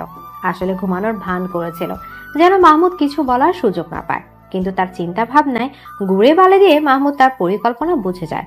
তাই তো লাইট অফ না করেই কাত হয়ে শুয়ে এক দৃষ্টিতে তার দিকে তাকিয়েছিল। মারিয়া মাঝে একবার চোখ খুলে এমন ড্যাব ড্যাব করে তাকিয়ে থাকতে দেখে মিহিয়ে যায়। আজ সারাদিন দূরে দূরে থেকেছে, ভুলেও রুমে আসেনি। অথচ যখন মাহবুব তাকে পাত্তা দিত না তখন সে ঠিকই পিছু পিছু ঘুরত। এই যে এখন তো লজ্জা লাগছে, আগে কোথায় ছিল এত লজ্জা? এখন মাহমুদ কাছে আসলেও যেন ভয়ে বুকটা ধিমধিম করে ওঠে। এই মানুষটা জন্য কত নামাজ পড়ে আল্লাহর কাছে ফরিয়াদ জানিয়েছে, তা একমাত্র সে আর তার আল্লাহ জানে। কালকে রাতে না হয় ঘুমিয়ে যাওয়া নাটক করে পার পেয়ে গিয়েছিল, কিন্তু আজকে পার পাবে কি করে? এত সব ভাবনার মাঝে মারিয়া খেয়াল করে মাহমুদ বিছানা থেকে উঠে দাঁড়ায়, ধীরে ধীরে তার দিকে এগিয়ে আসছে। চুলে কি হচ্ছে? কিছু না। মাহমুদ হাসে। চুল আঁচড়ানোর বাহানায় তার থেকে দূরে যাওয়ার সামান্য দূরত্বটুকু গুছিয়ে মারিয়ার হাতের চিরুনি তার হাতে টেনে নেয়। আলতো হাতে মারিয়া চুল আঁচড়াতে শুরু করে। চুল আঁচড়ানোর সময় মাহমুদের মৃদু হাতের স্পর্শে সে কেঁপে ওঠে। মাহমুদ স্ত্রীর সূক্ষ্ম কাঁপন টের পায়। কাঙ্ক্ষিত নারীর সান্নিধ্যে এসে তার বুক কেমন করে যেন ওঠে। মারিয়াকে পেছন থেকে আঁকড়ে ধরে। মারিয়া কুকড়ে যায়, কেঁপে ওঠে। মাহমুদের তপ্ত অধর মারিয়ার ঘাড়ে এসে লাগে। সে ছটফট করে ওঠে। মাহমুদ তাকে 5 কোলা করে কোলে নেয়। বিছানা শুয়ে মাহমুদ বলল, আজকেও কি ঘুমের ভান করবে? মারিয়া ঠোঁটের কোণে মুচকি হাসির রেখা ফুটে ওঠে। সে হাসে। মাহমুদ মারিয়ার ঠোঁটের কোণে লেগে থাকা হাসিতে হাত বুলিয়ে বলল, হাসলে হবে? কি করতে হবে? কালকে রাতে বলেছিলাম ভালোবাসি, তার উত্তর চাই। মারিয়া মনে মনে শতবার মাহমুদকে ভালোবাসে বলতে পারলেও কেন জানে মুখে বলতে পারছে না। বলতে হবে? অবশ্যই। লজ্জা লাগে। আগে পিছু পিছু ঘুরতে আর বলতে এখন আমি তোমার বর, এখন বলতে লজ্জা লাগে? মারিয়ার সত্যি আগের মাহমুদকে দেখলে এত লজ্জা লাগতো না, এখন যত লজ্জা লাগে। সে আবারও মুচকি হাসে। মাহমুদ তার দিকে ভীষণ মায়া চোখে তাকায়। বলো না, বলো। এত মায়াবী আবতার ফেরানো যায়? মারিয়া পারল না। সে মুগ্ধ চোখে মাহমুদের দিকে তাকিয়ে থাকে। মাহমুদ মারিয়ার চোখে চোখ রেখে বলল, আগে তো ভালোবাসি ভালোবাসি বলে পাগল করে ফেলতে, এখন তো লজ্জা পাচ্ছ কেন? জানি না। লজ্জাবতী বউকে দেখলে ভালোই লাগছে, কিন্তু এই কথাটা বলতে হবে। মারিয়ার এত সুখ লাগছে, সে অতি সুখে সুখের হাসি হাসে। হাত বাড়িয়ে সামান্য দূরে থাকা মাহমুদের গলা আঁকড়ে ধরে ফিসফিস করে বলল, ভালোবাসি আমার সুপুরুষ। মাহমুদ মুগ্ধ চোখে হাসে। অধরে ছোঁয়া দেয় তার প্রিয়তমার কপালে। মারিয়া কিছু বলতে চায়, কিন্তু অতি শান্ত পুরুষ যেন অশান্ত হয়ে গিয়েছে। মারিয়াকে কথা বলার সুযোগ দেয় না। মারিয়া চোখ বুজে নেয়। উল্লাসে মুখরিত হয়ে হৃদয় প্রাঙ্গণ। আরফান রুমে এসে স্তব্ধ হয়ে দাঁড়িয়ে থাকে। সামনে আগাতে পারছে না। তিতির খাটের একপাশে বসেছিল। আরফানের আশার শব্দে উঠে দাঁড়ায়। আরফানকে এভাবে দাঁড়িয়ে থাকতে দেখে তিতির মাথা নিচু করে। আরফান হাসে, খুশি হয়। প্রিয়তমার লাজুক মুখের দিকে তাকিয়ে মনের ভেতরটা সুখে কানায় কানায় পূরণ হয়ে যায়। সে এগিয়ে আসে। তিতির হাসতে গিয়ে কেটে ফেলে। আরফানের হাসি মুখ নিমিষে হতবম্ব হয়ে যায়। এগিয়ে গিয়ে তিতির মুখটা হাতের আঁচড়ায় তুলে বলল, কি হলো? তুমি আমার কাছে, সেটা আমার বিশ্বাস হচ্ছে না। কেন? জানি না। আমি তোমার খুব কাছে ছুঁয়ে দেখো, তাহলে বিশ্বাস হবে। এমন রাতে কাঁদতে হয় না তিতির সোনা, শুধুই আদর করতে হয়। নরম মোলায়েম হাতের আঙুলে নিজের আঙুল দিয়ে পেঁচিয়ে বলল, তিতির। আরফানের কণ্ঠে এমন কিছু ছিল যেটা তিতিরের বুকের ভেতরটা একদম ছাড়খাড় করে দেয়। প্রচন্ড বাতাসে নাড়িয়ে দেয়। সে আরফানের দিকে তাকায়। আরফান কেমন আদর মাখা মায়াবী চোখে তাকিয়ে আছে। আরফান তিতিরকে ছেড়ে দিয়ে দাঁড়ায়। তিতিরের শরীর মৃদু কাঁপছে। আরফানের চোখে তার সবই পরিলক্ষিত হয়। সে তিতিরের হাত ধরে বলল, আমার তিতির পাখি, আমি তোমার মাঝি হই, কথা দিচ্ছি সারা জীবন এর থেকেও বেশি ভালোবাসবো। তিতির মাথা নাড়ে। আরফান আর তিতির কেমন ঘোরঘোলা এক চোখে দৃষ্টিতে তাকিয়ে থাকে। তারপর একে অপরের জড়িয়ে ধরে। আরফান আধো আধো কথায় তিতির খিলখিল করে হাসে। আরফান পরম মমতায় বিবাহিত স্ত্রীর কপালে ভালোবাসার স্পর্শ দেয়। দুজনের মনে ভালোবাসার উচ্ছ্বাস কাঙ্ক্ষিত মানুষকে কাছে পেয়ে সমুদ্রের গর্জন হৃদয়ে বাজে। আরফান তিতিরকে পাখির মতো উঠতে দেয়। তিতির আরফানের গালে ভালোবাসার ছোঁয়া দিয়ে বলল, তুমি আমার উজান ঘাটের মাঝি, আমার মাঝি। আরফান হাসে। ভালোবাসে তার প্রিয়তমাকে অনেক অনেক বেশি। নিঝুম নিস্তব্ধ রাত। চারিদিকে ঘুটে ঘুটে অন্ধকারের চারপাশ চেয়ে আছে। রাতের দুটো পাখি জোড়ায় জোড়ায় উড়ে যায়। নিঝুম রাত দুই রুমে সার্থক কপত কপতিরা একসাথে সারা জীবন কাটানোর প্রতিজ্ঞা করে। ভালোবাসার জোয়ারে ভেসে যাওয়ার চেষ্টা করে। সব ভালোবাসা এমন পূর্ণতা পাক, শত বাধা অতিক্রম করার সাহস হোক। আরফান তিতির মাহমুদ মারিয়ার মতো সবাই পূর্ণতা পাক।